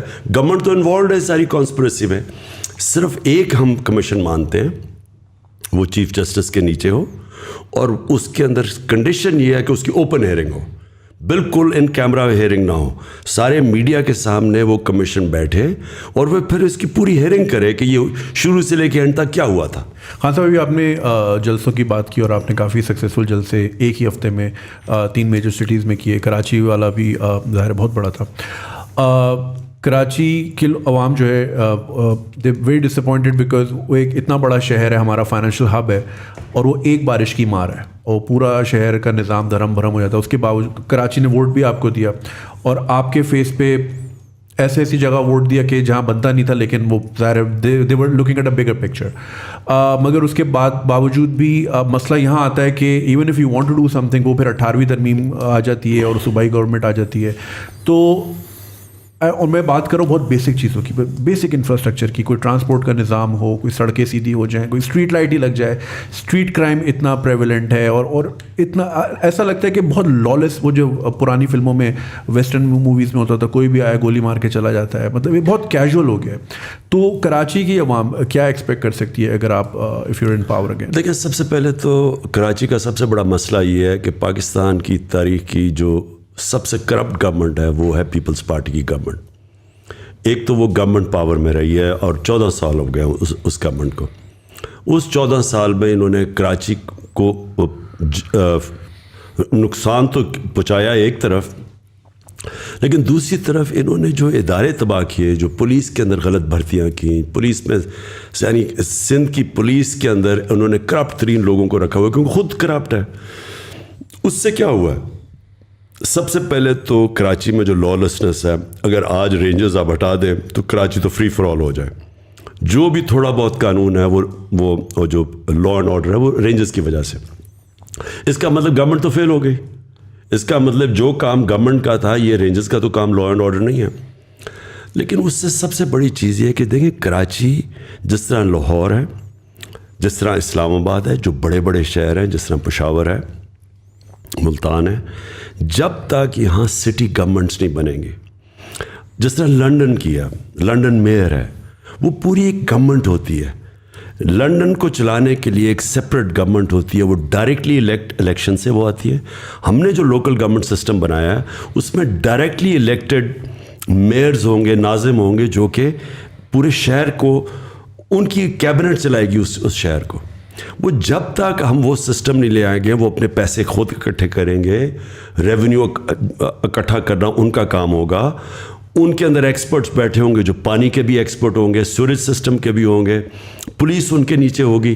جب تک ایک یعنی بڑے شہروں کو آپ جس طرح نیو یارک چلتا ہے, جس طرح لنڈن چلتا ہے, پیرس چلتا ہے, تہران چلتا ہے, آپ آج تہران چلے جائیں, سینکشنز کے باوجود جو آپ تہران کی فنکشننگ دیکھیں گے آپ حیران ہو جائیں گے کہ وہ لگے گا امیر ترین ملک لگتا ہے. وہ سارا صاف ستھرا شہر, ماڈرن سٹی, کیونکہ ان کی تہران کی اپنی گورنمنٹ ہے, وہ اپنے پیسے اکٹھے کرتی ہے. ہمارا کیا پرابلم ہے کہ ہم جو بجٹ ہے پروونس کا اس سے ہم شہروں کو فنڈ کرنے کی کوشش کرتے ہیں. وہ یا تو وہ شہباز شریف کے زمانے میں کہ سارا 56% بجٹ پنجاب کا آپ لگا دیں لاہور کے اوپر اور وہ باقی سارا پیچھے رہ جاتا ہے. یا سندھ میں دیکھ لیں, وہ سارا جو مین بجٹ ہے وہ انٹیریئر سندھ میں, کیونکہ وہاں سے ووٹ لے کے آتے ہیں. کراچی کو پیسے نہیں ملتے, کراچی کھنڈر بن چکا ہے. تو اس کا صرف ایک نتیجہ ہے کہ ان شہروں کو ان کی اپنی الیکٹڈ, ایک ڈائریکٹلی الیکٹڈ ان کا میئر بنے, ناظم بنے, وہ پھر اپنی کیبنٹ بنائے اور وہ پھر اس کو چلانے کے لیے اور اب چلائے بھی اور پیسے بھی اکٹھے کرے, وہی ذمہ دار ہو.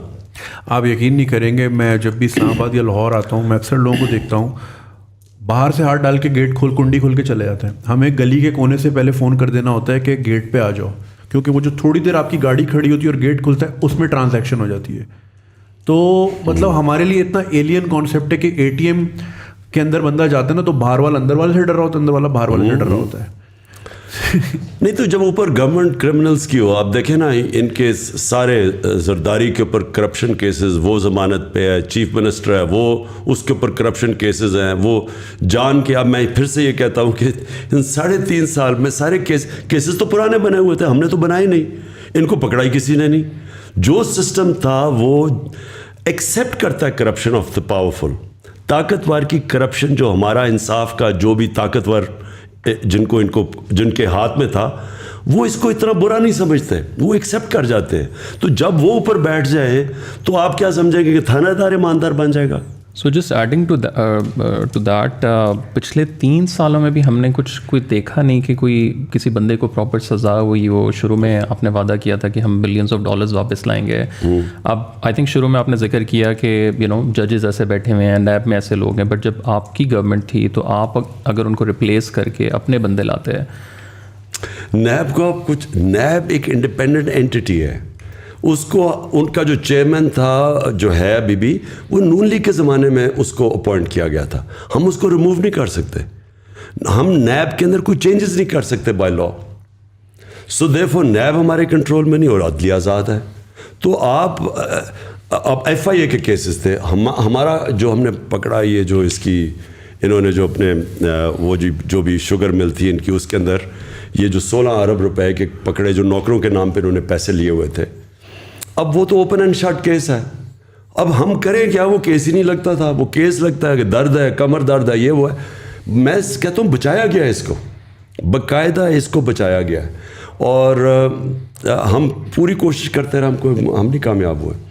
اس لیے میں کہتا ہوں کہ ہماری اس وقت ہماری جو گورنمنٹ تھی اس کو جب تک پوری پاور سے گورنمنٹ نہیں آتی, جس کو فکر نہ ہو سارا وقت کے اپنی پارلیمنٹ پارٹی بھی رکھو, پھر ایلائز کو بھی ساتھ رکھو, پھر وہ ناراض ہو جاتے تھے, پھر وہ اپوزیشن ساری ان کی کرمنلز کی اکٹھی تھی, وہ پورا بلیک میل کرتی تھی. تو ہمیں ایک بڑی کمزور گورنمنٹ ملی تھی. تو اس لیے میں ہمیشہ کہتا ہوں کہ اگر مجھے اس طرح کی آگے گورنمنٹ ملی, بہتر یہ ہے کہ ہم اپوزیشن میں بیٹھے بجائے گورنمنٹ چلائیں. ہاں سر, تھوڑا سا میں کانورزیشن کو سوئچ کروں گا لوکل پالیٹکس سے انٹرنیشنل پالیٹکس کی طرف. اور ہم نے دیکھا کہ دنیا جو ہے وہ ایک یونیپولر ورلڈ سے ملٹی پولر ورلڈ کی طرف بھی جا رہی ہے. ظاہر اس کی وجہ سے dynamics and foreign policy and lot of those things are changing as well.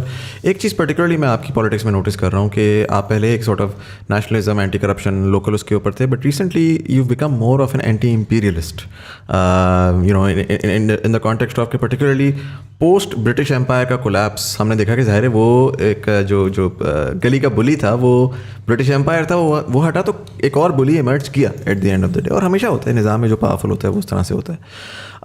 Why do you think, first of all, that shift has happened, particularly in your politics and in your language and a lot of the ways that you talk about a lot of things? And दूसरा ये कि in this multipolar world, how do you see Pakistan positioning itself?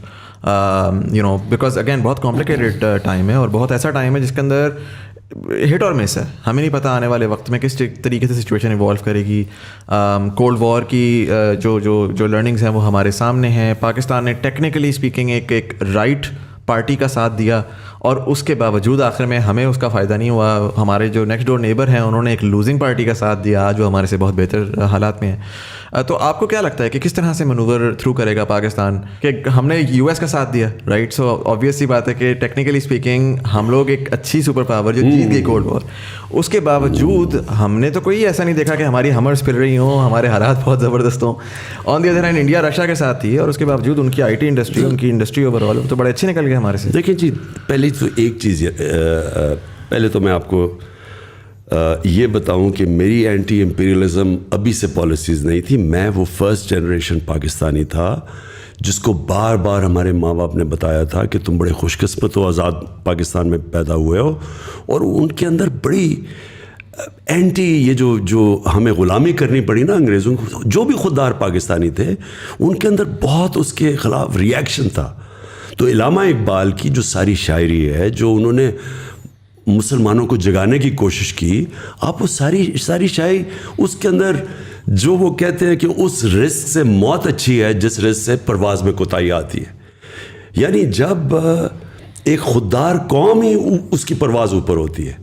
जब आप ग़ुलामी करते हैं तो आप कभी ग़ुलाम ने कभी बड़ा काम नहीं किया. कभी किसी सोचा कि कॉलोनियल जितने मुल्क थे इनमें से कोई मर्ज किया हो. जब ये एक आज़ाद कौम खड़ी होती है, सो हमें मसला ये हुआ कि हमने आते साथ ही इंडिया के खौफ से हम आ गए अमेरिका के उसके अंदर स्फीयर ऑफ इन्फ्लुएंस में, और सीटो और सेंटो की हमने उनसे बगदाद पैक्ट का हिस्सा बन गए.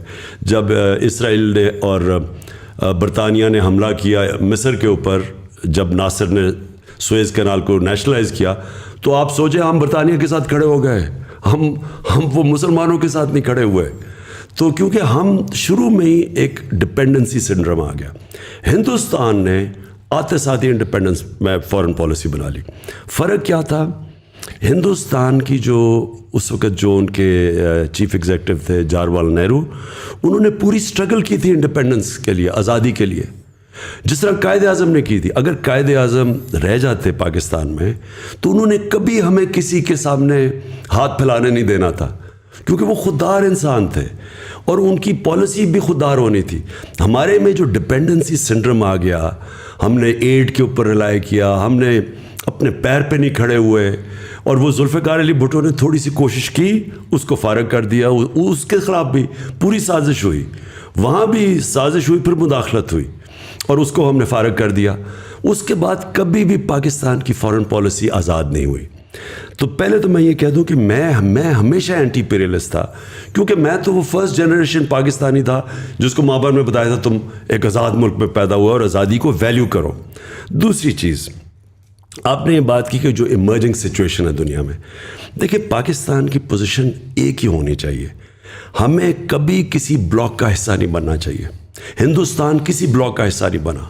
उनकी खुददार पॉलिसी रही, उनकी रिस्पेक्ट थी दुनिया में, रही ज़्यादा रिस्पेक्ट उनकी. हमने जो आखिर में ये जो वॉर ऑन टेरर में हमने आपकी जो अपने जो ज़िल्लत कमाई है, लोग भी मरवाए, मुल्क को भी नुकसान करवाया और ज़िल्लत भी मिली. पाकिस्तानी के हर एक पासपोर्ट से पूछे भरे उन्होंने पाकिस्तानी अलग लाइनों में खड़े करते थे. हमें most dangerous country in the world कर दिया. हमारा कसूर ये था कि हम हुक्म मिला और हम उनकी जंग में शिरकत कर गए. मैं चाहता हूँ कि पाकिस्तान जिस तरह अगर हिंदुस्तान हमारे साथ ही आज़ाद हुआ था, उनकी इंडिपेंडेंट फॉरेन पॉलिसी है. वो रूस से तेल ले रहे हैं, इंडिया इंग्लैंड अमेरिकन एलाय हैं, वो स्ट्रेटिजिक एलाय हैं, उसके बावजूद वो अपने मुल्क के लिए तेल हमें इजाज़त नहीं दी इन्होंने. और ये जो पुतला हुकूमत आई है, इन्होंने वही करना है जो इनको हुक्म मिलना है, इम्पोर्टेड हुकूमत ने. लिहाजा मेरी फॉरेन पॉलिसी बड़ी क्लियर थी ہمیں سب سے اچھے تعلقات رکھنے چاہیے. اور یہ ہو جانا تھا. میں آپ کو بتاؤں, ایک امریکنوں کو تو عادت ہی نہیں تھی کہ پاکستان اپنی خوددار پالیسی ہوگا. انہوں نے تو جب انہوں نے حکم دیا روس کا دورہ کینسل کرو, تو ان کو تو آئیڈیا نہیں تھا کہ پاکستان کینسل نہیں کرے گا. انہوں نے جب بیسس کا انہوں نے جب پروب کر رہے تھے, انہوں نے کہا جو حکم کرے. سو ان کو بھی یہ جو نیو نارمل, اس کو انہوں نے ایڈجسٹ ہو جانا تھا. انہوں نے یہ پتلے آ گئے ہیں اوپر, اور یہ اب وہی کریں گے جو امریکہ کہے گا اپنے انٹرسٹ کے خلاف. خان صاحب, جیسے گلوبل پوزیشننگ کی بات کی, پاکستان کا اوبویسلی پرسیپشن اتنا پازیٹیو نہیں ہے جتنا ہونا چاہیے تھا. We are not bad people, it's just we been on the wrong side of history by choice اور ادھر by someone else's choice. بہت سارے ملکوں کی ہم مثالیں دیکھتے ہیں, وہ اپنی سافٹ پاور یوز کرتے ہیں. جیسے انڈیا کا بالی ووڈ ہے, وہ ایک کلچرل فینومینا تو ہے. ہم دیکھتے ہیں جسٹن ٹروڈو بھی بھنگڑا کر رہا ہوتا ہے کیونکہ اس کا ایک سافٹ پاور, انہوں نے اس پہ ورکنگ کی ہے کافی. 1938 میں تھائی لینڈ کے کنگ نے ان کی اپنی حکومت کا ان کا ایک پروگرام تھا جہاں پہ انہوں نے تھائی شیفس پریپیئر کیے, 3 قسم کے, ایک بہت فائن ڈائننگ کے, ایک مڈ ٹیئر اور ایک بالکل اسٹریٹ فوڈ. اور انہوں نے دنیا بھر میں اپنے شیفس پھیلا دیے. آپ کو اگر اسٹریٹ فوڈ کھانا ہے آپ کو نیو یارک میں بھی ملے گا, آپ کو فائن ڈائن کرنا ہے لنڈن میں بھی ملے گا. تو اس سے لوگوں میں پرسیپشن, ایک تھرسٹ پیدا ہوئی کہ یار اگر تھائی فوڈ لنڈن میں اتنا اچھا مل رہا ہے آکسفورڈ اسٹریٹ پہ, تو تھائی لینڈ میں کتنا اچھا ہوتا ہوگا. اور اس کا رزلٹ آج ہم دیکھتے ہیں کہ Thailand billions of dollars جو ہے خالی ٹورزم کی مد میں کماتا ہے. یہ چیزیں ہمارے یہاں اس طرح کی پالیسیز پہ کام ہوتا ہی نہیں. مینگو ڈپلومیسی ہم اتنی زبردست کر سکتے ہیں پوری دنیا میں, بہت ڈیمانڈ کریٹ کر سکتے ہیں, لیکن انفارچونیٹلی ہم اس طرف سوچتے نہیں ہیں.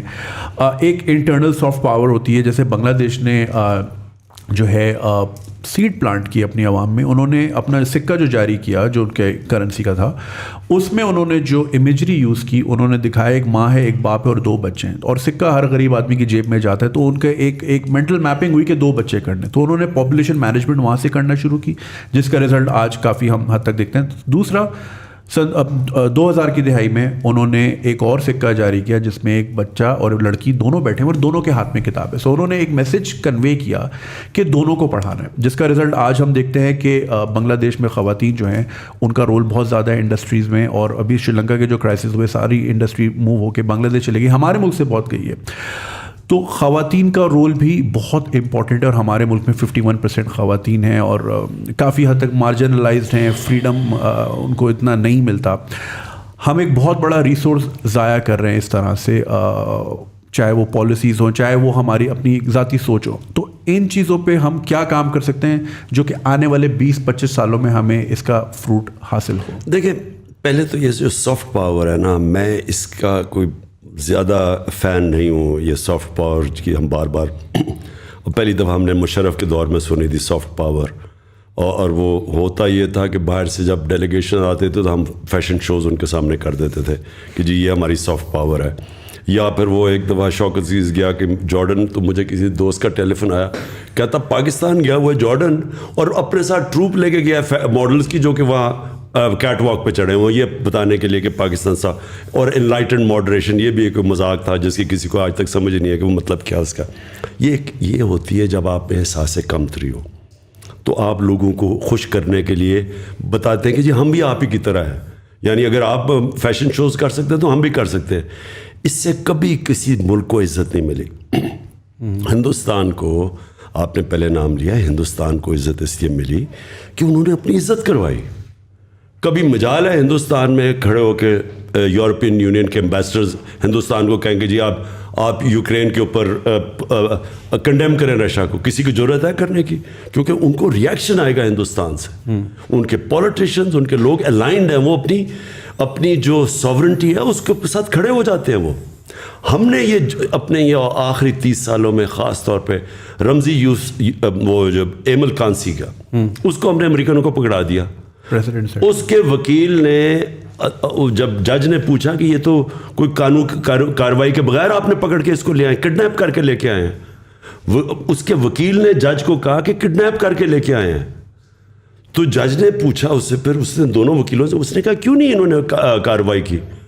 تو اس وکیل نے وہاں کہا ایمل کانسی کے کہ پاکستانی اپنی ماں بھی بیچ دے پیسے کے پیچھے. ڈالرز کے پیچھے. سو جب آپ اپنی عزت نہیں کرواتے, یہ نہ ایکسپیکٹ کریں دنیا عزت کرے گی. جب آپ گوانٹانامو میں پکڑ کے پیسے لے کے یہاں سے لوگ پکڑا کے ان کو دے رہے ہیں, اور وہ یہاں آ کے ایف بی آئی پھر رہی ہے, اور سی آئی اے کانٹریکٹرز پکڑ کے لوگ لے کے, کانٹریکٹر پکڑ کے 2 لوگ مار دیتا ہے مزانگ کے اندر, اور ہم سارا ڈر کے پکڑا دیتے ہیں امریکنوں کے ہاتھ, اس کو قانون کارروائی نہیں کرتے, تو دنیا عزت نہیں کرتی. پہلی چیز اپنی عزت کروائیں. آپ نے دنیا سے عزت کروانی ہے, پہلے اپنی عزت خود کریں, اور وہ تو شروع ہوتی ہے ایک انڈیپینڈنٹ خوددار فارن پالیسی سے, اور قوم تب کھڑی ہوتی ہے. دیکھیں آپ نے, اگر ہم کب سے بھیک مانگتے پھر رہے ہیں, کب سے قرضے لیتے پھر رہے ہیں, کب سے ایڈ پر ڈلائی کر رہے ہیں. جب وہ سعودی عربیہ ہمارا جو جاتا ہے پرائم منسٹر, ساری قوم انتظار جی کیا پیسہ لے کے آئے گا. جدھر وہ آیا جی چائنا سے, میں جب بنا مجھے اتنی امبیرسنگ ہوتا تھا کہ ہمارا ملک بینکرپٹ تھا, مجھے پیسے مانگنے پڑتے تھے قرضوں کے پیچھے, یہ Saudi Arabia, U A E, China سے. میں آپ کو یقین دلاؤں کہ 3.5 سال میں جو مجھے سب سے زیادہ شرم آئی وہ تب آئی جب مجھے ان سے پیسے مانگنے پڑتے تھے. کیوں نہیں ہم نے کبھی فیصلہ کیا کہ ہم اپنے, اور میں آپ کو یقین دلاتا ہوں جس وقت ہم قوم بن گئے, یہاں اتنا پیسہ ہے نہ, یہاں پیسے کی کمی ہے, اس ملک کے اندر ریسورسز کی کمی نہیں. ابھی آپ نے ٹورزم کی بات کی, میں آپ کو گارنٹی کرتا ہوں کہ جو پاکستان میں ٹورزم پوٹینشیل ہے شاید ہی دنیا میں کسی ملک میں. ہمارے پاس ریلیجس ٹورزم, ہمارے پاس دنیا میں unique mountain tourism, skiing Pakistan میں یونیک ہے. ہمارے یہ جو کوسٹل بیلٹ ہے ساری, ایسی وہاں کوسٹل بیلٹ کے اوپر بیچز ہیں جو میں نے کہیں دنیا میں بھی نہیں دیکھی, ایمرلڈ پانی ہے وہاں, لیکن کبھی کسی نے سوچا ہی نہیں. یہ انٹیپڈ ہے ہمارا ملک. کیوں وجہ ہے, جب آپ دوسرے سے بھیک مانگنے کے اور قرضے لے کے گزارے کریں, اور آپ ساروں کے گھر ہوں, چھٹیاں آپ کی لنڈن میں ہوں, آپ کے بڑے بڑے محلات وہاں ہوں, بزنسز وہاں ہوں, آپ کو کیا پتا کہ پاکستان میں کیا ہے. میرا بلیف یہ ہے کہ یہ جو سافٹ پاور تب آئے گی, ہم پہلے اپنی عزت کریں, اپنے کلچر کو پروموٹ کریں. نصرت فتح علی خان ہمارا سافٹ پاور اس لیے تھی کیونکہ وہ اس میں پاکستانیت تھی, وہ ایک اپنا کلچر کا ہم پروجیکٹ کر رہے تھے. ہم کرتے کیا ہے کہ یا فیشن شوز کو نہ تیتے رہتے ہیں نہ بٹے رہتے ہیں, اور اس سے رسپیکٹ ہی ملتی. سب coming back to the local politics, ایک سوال سوشل میڈیا پہ بہت زیادہ پچھلے 2-3 سالوں میں چلتا رہا ہے کہ خان صاحب کا بزدار صاحب کے ساتھ کیا خاص محبت کا رشتہ ہے, کہ بہت دفعہ ہوا کہ وہ جا رہے ہیں آ رہے ہیں, بہت سے لوکل پارٹیز چاہتی تھیں کہ وہ چلے جائیں, اس سے پہلے بہت سے لوگ ان کو جانتے بھی نہیں تھے. So what was like your relationship? دیکھیں ہمارا اصل میں ہوا کیا, ہم ایکسپیکٹ کر رہے تھے شاہ محمود قریشی, انہوں نے 2 سیٹوں پہ الیکشن لڑے تھے, تو ہم ایکسپیکٹ کر رہے تھے کہ شاہ محمود جیتیں گے الیکشن اور وہ پھر بنیں گے پنجاب کے چیف منسٹر. وہ الیکشن ہار گئے. جب وہ الیکشن ہار گئے تو ہمارے پاس اس وقت چوائس یہ تھی کہ ہم علیم خان کو بناتے تھے. علیم خان کے اوپر کرپشن کیس ہو گیا نیب میں, تو ہم نے عثمان کو, میں نے اس لیے چوز کیا, ایک کہ اس کی ٹوٹل لائلٹی تھی. جب میں نے عثمان کو کہنا تھا کہ اگر ہم کسی اور کو ریپلیس کرنا چاہتے تو وہ تیار تھے, ان کا کوئی پرابلم نہیں تھا. اور جب میں نے انہیں کہا تو انہوں نے آرام سے اپنا استعفیٰ دے دیا, یعنی کہ ان کو کوئی پرابلم نہیں ہوا. دوسرا ایشو, دوسری وجہ جس کو میں نے اور کسی کو نہیں چوز کیا, عثمان کو. عثمان سب سے غریب جو علاقہ ہے پنجاب کا, ڈی جی خان کے ٹرائبل ایریا سے تھے. نہ وہاں پانی ہے, نہ وہاں بجلی ہے, نہ وہاں ہاسپٹلز ہیں. ان کی مجھے جو سب سے چیز یہ تھی کہ ان کو پتہ تھا کہ عام آدمی مشکلوں میں گزارا کیسے کرتا ہے. میری جو ساری مشن سٹیٹمنٹ ہے وہ یہ ہے کہ ہم نے لوگوں کو غربت سے نکالنا ہے. تو عثمان کے دور میں جو سوشل پروٹیکشن پروگرامز آئے, اور جو سب سے بڑا پاکستان کی تاریخ کا ہیلتھ کارڈ, ہیلتھ انشورنس ہر خاندان کو دینے کا فیصلہ کیا, آپ امیجن نہیں کر سکتے کہ یہ میرے نہیں خیال میں کہ اور کسی نے ماننا تھا. عثمان کو امیجیٹلی سمجھ آ گئی کہ غریب آدمی اگر اس کے خاندان کے پاس ہیلتھ انشورنس ہو اور کسی بھی ہاسپٹل میں اپنا علاج کروا سکتا ہے. یہ یاد رکھیں کہ ہیلتھ انشورنس میں پرائیویٹ ہاسپٹلز میں جدھر کوئی غریب آدمی سوچ بھی سکتا ہے گھسنے کا, آج وہ جا کے اپنا علاج کروا سکتا ہے. ڈاکٹرز ہاسپٹل میں نے 2 تو جانتا ہوں جنہوں نے جا کے ہارٹ کے آپریشن کروائے ہیں, جو بیچارہ غریب آدمی گھس بھی نہیں سکتا, ایک ڈرائیور نے جا کے کروایا. تو یہ جو اس کی تھی نا, کہ جو اس کی ایمپتھی تھی, اس کے اندر جو انسانیت تھی, وہ مجھے بڑا اپیل کیا کہ کیونکہ میں نے جب انٹرویو کیا تو میں نے اسے پوچھا کہ تم کیا کرنا چاہتے ہو. وہ کہتا ہے جی لوگوں کو بنیادی چیزیں ضرور, پانی مل جائے لوگوں کو, صاف پانی, لوگوں کے پاس بجلی پہنچ جائے, اور پھر ہاسپٹل ہو. یعنی جب ایک تکلیف میں انسان ہوتا ہے, دیکھیں جب تکلیف میں ہوتا ہے نا انسان, ایک گھر میں بیماری ہو گئی اور آپ کے پاس کہیں جانے کی جگہ نہیں ہے, وہ بے بسی وہ صرف وہ جانتے ہیں جو گزرے ہوں. تو مجھے اس کی بڑی یہ چیزیں پسند آئی, اور میں سمجھتا ہوں کہ اس نے بڑا اچھا کام کیا عثمان نے. سر یوتھ کے بارے میں ایک سوال کرنا چاہوں گا. پرٹیکولرلی ریسنٹلی ایک اسٹیٹمنٹ آئی تھی جس میں وہ تھا کہ یوتھ از ایل انفارمڈ. پھر ساتھ کل مالک صاحب ایک اینکر انہوں نے بھی یہ بات بولی کہ یوتھ جو ہے وہ شاید انفارمڈ ہے لیکن پولیٹیکلی وہ انٹلیکچوئل ڈیپتھ نہیں ہے. آئی فیل لائک کہ بڑا 60% of the population is youth right now. Pakistan میں دیکھ رہا تھا کہ اگر میں 18 سے 30 کی عمر نکالوں تو جو آپ کا ووٹ بینک ہے اس میں 44% ووٹ جو ہے وہ اس پاپولیشن کا. اسینشلی اگلی الیکشن یہ ڈیفائن کر سکتے ہیں کون جیتے گا کون نہیں جیتے گا.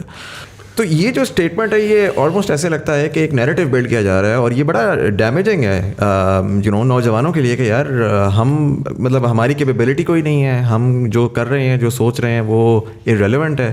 اور اسی کے ساتھ ساتھ تو پوچھنا میں یہ چاہوں گا, پر پہلے تو یہ کہ how do you see the youth, and دوسرا آپ کی کرنٹ گورنمنٹ میں بھی ہم نے دیکھا کہ youth even though you came in from the view of the youth, وہ ریپرزنٹیشن نہیں ملی, وہ یوتھ کو وہ اپرچونٹی نہیں ملی جو کہ ہم چاہتے تھے کہ یار شاید ہمیں ہماری بات سنی جائے گی. شاید ایک تو ایم این ایز میں زیادہ اماؤنٹ یوتھ کی ہوگی, بٹ چلیں ایم این ایز نہ بھی ہوں, اس کے بعد پھر آ کے یوتھ کو اٹھایا جائے گا اور ان سے پوچھا جائے گا کیا صحیح کیا غلط کیا کرنا چاہیے. لیکن ہم جاتے بھی تھے تو ہمیں جو ہے نا وہ بچے کہہ کے سائڈ پہ کر دیا جاتا تھا کہ یار یہ تو بچے ان کو کیا پتا, 10 سال کی ایکسپیرینس 15 سال کی ڈگری. دنیا بڑی بدل چکی ہے اب, آج کل نئے نوجوان جو ہیں وہ بڑے انوویٹیو ہیں, وہ ڈسرپٹیو ہیں. ہم کہتے ہیں ہم نے ڈسرپشن کرنی ہے, لیکن اگر ہم یوتھ کا ویٹ کرتے رہیں گے کہ وہ جب 50 کے ہوں گے تبھی ڈسرپٹیو ہوں گے تو وہ تو دے لوز دے رہے نا. دیکھیں دو مختلف چیزیں. آپ نے یہ کہا کہ کسی نے یہ کہا کہ جو یوتھ کو سمجھ نہیں ہے یا یوتھ بڑی ایل انفارمڈ ہے, یہ بڑی ایک کانڈسینڈنگ ایک بڑا ایک غلط ویو ہے. یوتھ کے اندر جو چیز ہوتی ہے وہ پیشن ہوتا ہے, جنون ہوتا ہے.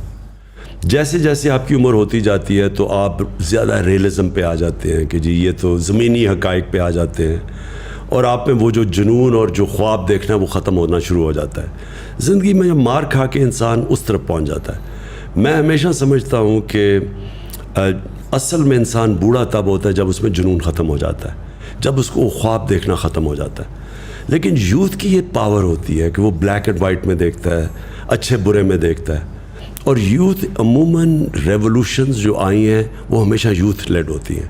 کبھی میری طرح کے بوڑھے ریولوشن نہیں لیڈ کرتے, یوتھ آتی ہے سامنے, اور یوتھ ان کے اور فور فرنٹ پہ ہوتی ہے ریولوشن کے, کیونکہ وہ ان میں پیشن, وہ ایک یوٹوپیا دیکھ رہے ہوتے ہیں, خواب دیکھ رہے ہوتے ہیں. یہ ان انفارم نہیں ہوتے, یہ آئیڈیلزم ہوتی ہے, اور یہ بہت ضروری ہوتی ہے ملک میں چینج لانے کی. اگر آپ نے یہ پرانے سسٹم جو کہ پٹا ہوا سسٹم جس نے ملک کو یہاں مقروض کر کے اور یہ جو کہتا ہے نا لائف سپورٹ مشین پہ رکھا ہوا ہے, اور یہ کہتا ہے بیگرز آر ناٹ چوزرز, تو یہ کس نے کیا تھا؟ یہی لوگ ہیں 30 سال سے جو باریاں لے رہے ہیں, انہوں نے تو یہاں تک پہنچایا ہے.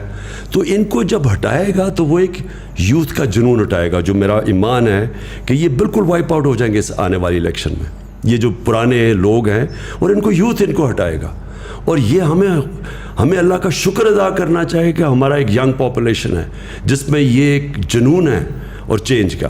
جہاں تک آپ بات کریں کیا آپ کو منسٹر بنا دینے چاہیے یوتھ کے, کیونکہ وہ ایک آپ کی یوتھ کی پارٹی ہے, آپ کو منسٹر وہ آدمی بنانا چاہیے جس کی سب سے زیادہ کیپیبلٹی ہو وہ منسٹری چلانے کے لیے, کیونکہ ایونچولی آپ نے گورننس دینی ہے. گورننس تب دیں گے جب کیپیبل لوگ آپ کے اوپر بیٹھے ہوئے ہو. وہ اگر یوتھ ہے, اب مراد سعید ہے, اس کو ہم نے 2 منسٹریاں دی ہوئی تھیں اور اس نے بڑا زبردست کام کیا, لیکن اگر ہمیں اور کوئی مل جاتا تو اس کو بھی ہم اوپر لے آتے. تو وہ ڈپینڈ وہ منسٹر آپ کا میرٹ پہ آنا چاہیے, چاہے وہ ینگ ہو چاہے اولڈ ہو.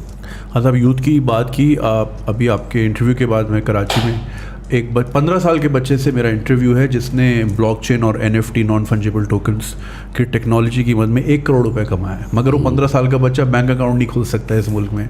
تو پوائنٹ از یہاں پہ 15 سال کے بچوں کا یہ پوٹینشیل ہے, مگر ان کی قسمت کا پین جس کے ہاتھ میں, وہ صاحب جو ہے ٹائپ رائٹر پہ ٹرین ہوئے تھے, which is fine, not being ageist, this is how the world works.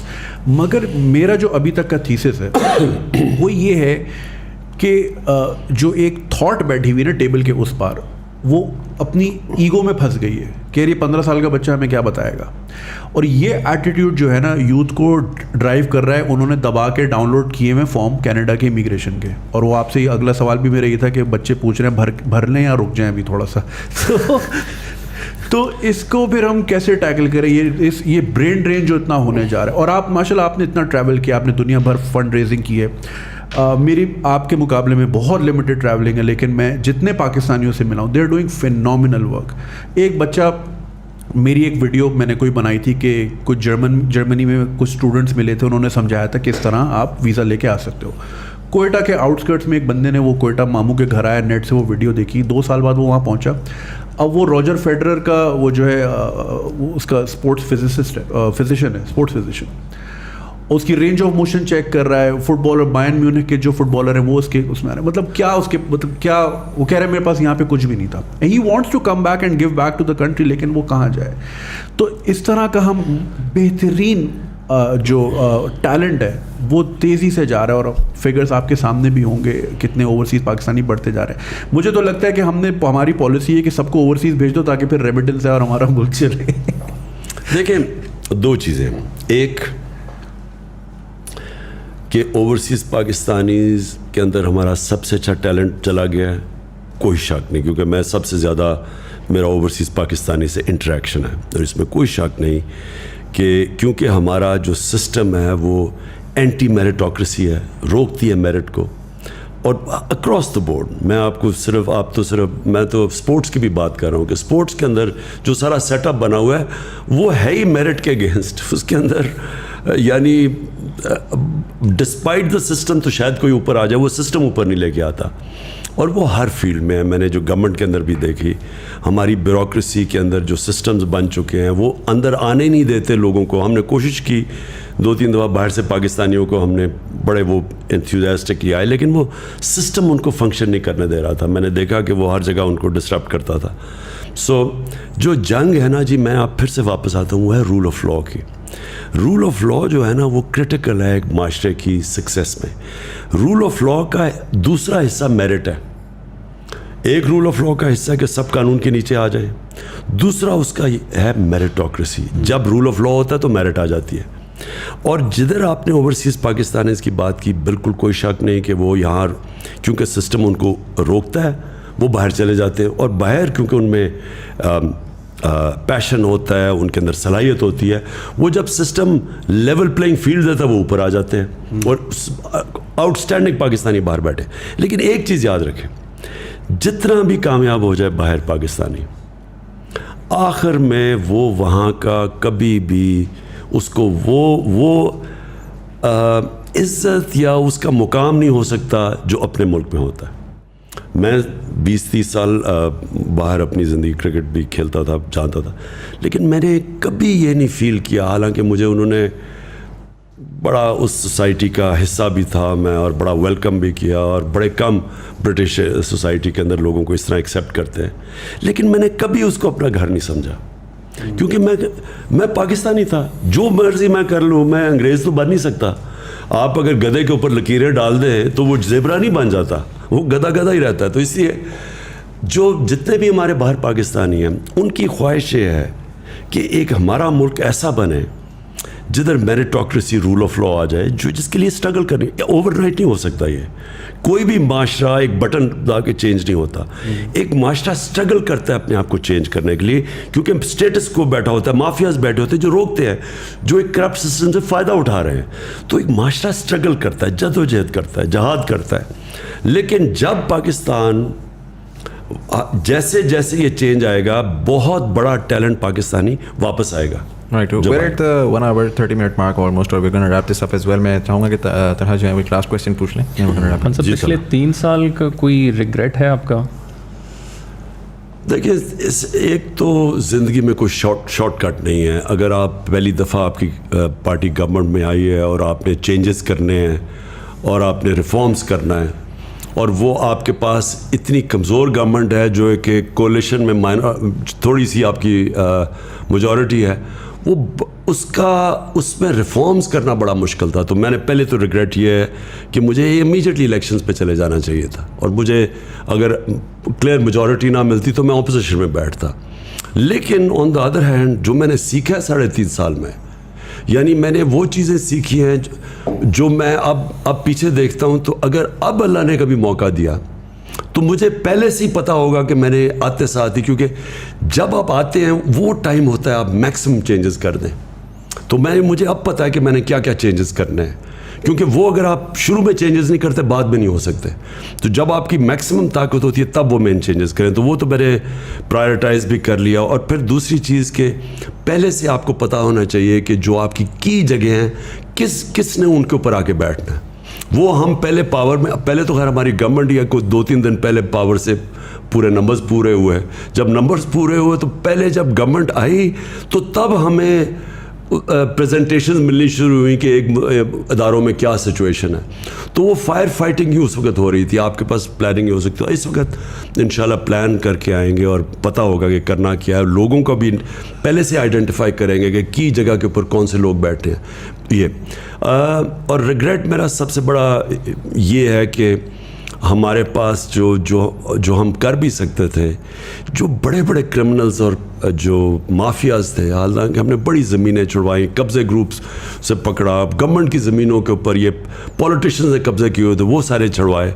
لیکن ہم نے جس طرح ہمیں جو ہمارے پاس FIA بھی تھی اور اینٹی کرپشن بھی تھی اور FBR بھی تھی, ہم اور زیادہ کر سکتے تھے. لیکن انفارچونیٹلی ہمیں ریزسٹنس اندر سے بڑی آئی. یعنی جو ہمیں پتہ نہیں تھا کہ کئی لوگ ان کے ساتھ اندر سے ملے ہوئے تھے, تو وہ گو سلو کر دیتے تھے. ہم اس طرح کا جو احتساب کرنا چاہتے تھے, جو نیب تو ہمارے ہاتھ میں نہیں تھی, عدلیہ ہمارے ہاتھ میں نہیں تھی, لیکن جو ہمارے ہاتھ میں بھی تھا ان اداروں کو آہستہ آہستہ ہمیں جب سمجھ آئی تو وہ آخری 1 سال کے اندر پوری طرح سمجھ آئی. تو اب انشاءاللہ کبھی بھی موقع ملے تو آتے ساتھ ہی کریں گے. اور PDM کے لیے کوئی لاسٹ میسج؟ دیکھیے PDM تو ایک صرف اینٹی عمران الائنس ہے. ان کا تو کوئی نظریہ ہے نہ کچھ ہے.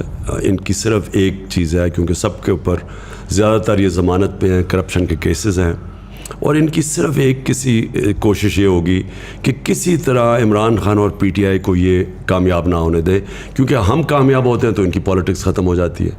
تو اس لیے یہ ایک ان نیچرل سی الائنس ہے جو پازیٹیو نہیں ہے, ایک نیگیٹو الائنس ہے. صرف یہ کہ ایک آدمی کے ڈر سے اور پارٹی کے ڈر سے یہ سب اکٹھے ہیں. رائٹ سر, اگر ریپ دس اپ, میں بس ایک سوال آپ سے پوچھوں گا, جنرلی میں سب گیسٹ سے پوچھتا ہوں. I want to channel Imran Khan the human, not Imran Khan the politician. آپ کی ظاہر ایک جرنی رہی ہے, کرکٹ کے کریئر میں آپ کی ایک جرنی تھی, اس کے بعد پھر as a philanthropist and then as a politician. ابھی 2023 چل رہا ہے, آج سے 27 سال بعد 2050 کا پاکستان ہوگا, آلموسٹ 103 سال کا پاکستان ہو چکا ہوگا. How do you see Pakistan 30 years from now in 2050, knowing what you know now and seeing all of that you've seen, how do you predict کہ no matter what happens, what is Pakistan going to look like 30 years from now? دیکھیں مزمل, آپ نماز میں مانگتے ہیں کہ اللہ 2 راستے, ایک ہے سیدھا راستہ جو انسان کی عظمت کا راستہ ہے, اور دوسرا ایک تباہی کا راستہ, اس میں پوٹینشیل کی بھی انسان کی تباہی کا راستہ ہے. 2 راستے ہیں قرآن میں. آپ صرف نماز میں ایک اللہ سے یہی صرف مانگتے ہیں کہ مجھے اس راستے پہ لگا. قوم کے بھی 2 راستے ہوتے ہیں سامنے, کیونکہ انسانوں کی قوم بنتی ہے نا. تو ہمارے سامنے بھی 2 راستے ہیں. یا ہم اب یہ جو سارا جو سازش ہوئی ہے اور یہ جو ساری ہمیں ایک غلام باہر کی مداخلت سے امپوز کی گئی ہے چوروں کی حکومت, تو یا تو یہ چلے گی اور اس کے بعد ایک تباہی کا راستہ ہے, اور یا اس کو فائٹ کرے گی قوم اور پھر وہ راستہ اختیار کرے گی جو کہ آزادی کا راستہ اور مشکل راستہ ہے. یہ جو غلامی کا راستہ ہے, یہ لگتا آسان ہے, اٹریکٹیو لگتا ہے کہ جی آپ کو پیسے بھی مل جائیں گے, تھوڑی ایڈ بھی مل جائے گی, آپ کو لائف سپورٹ مشین میں بھی تھوڑی چیز پمپ ہو جائے گی کہ آپ آگے چلتے جائیں, پھر تھوڑی دیر کے بعد آپ بھیک مانگیں. ذلت کا راستہ ہے. دوسرا ہے خودداری کا اور آزادی کا راستہ, اور وہ ہے لا الہ الا اللہ کا راستہ. جو لا الہ الا اللہ ہے نا جی, یہ پورا ایک فلسفہ ہے, یہ آئیڈیالوجی ہے کہ سوائے اللہ کے کسی کے سامنے نہیں جھکنا. ایک غیرت کا راستہ ہے, خودداری کا راستہ ہے, اور انسان کی عظمت کا راستہ ہے. کیونکہ پھر انسان جب اپنے پیر پہ کھڑا ہوتا ہے اور اللہ پہ رلائے کرتا ہے, ہمیشہ وہ قوم اوپر جاتی ہے. جو مدینہ کی ریاست تھی, وہ کیوں اللہ ہمیں کہتا ہے کہ نبی صلی اللہ علیہ وسلم کی سنت پہ چلو, اور وہ ان کی سنت تھی, کیونکہ اس کے اوپر دنیا کا ایک عظیم سویلائزیشن کھڑا ہوا تھا. وہ کیا کیسے 2 سپر پاورز تھی, تو کیا ان کو کبھی کہا کہ ہمارے نبی صلی اللہ علیہ وسلم نے کہ کسی سے ایڈ لے کے جاؤ کہ جی پیسے مانگو, بلکہ انہوں نے ان کو اناؤنس کیا کہ میں اللہ کا پیغام لے کے آیا ہوں, اگر فالو کرو گے تو آپ کی بہتری کے لیے. 10-12 سال کے اندر وہ دونوں گھٹنے ٹیک گئے ان کے سامنے. یہ تاریخ کا حصہ ہے. تو وہ پرنسپلز انہوں نے سیٹ کیے تھے, جس کا مین پرنسپل لا الہ الا اللہ, کہ انسان اللہ کے سامنے کسی کے سامنے اس کے علاوہ نہیں جھکتا. یہ جو اس وقت ہمارے پاس فیز ہے, ہمارے پاس بھی اب 2 راستے ہیں.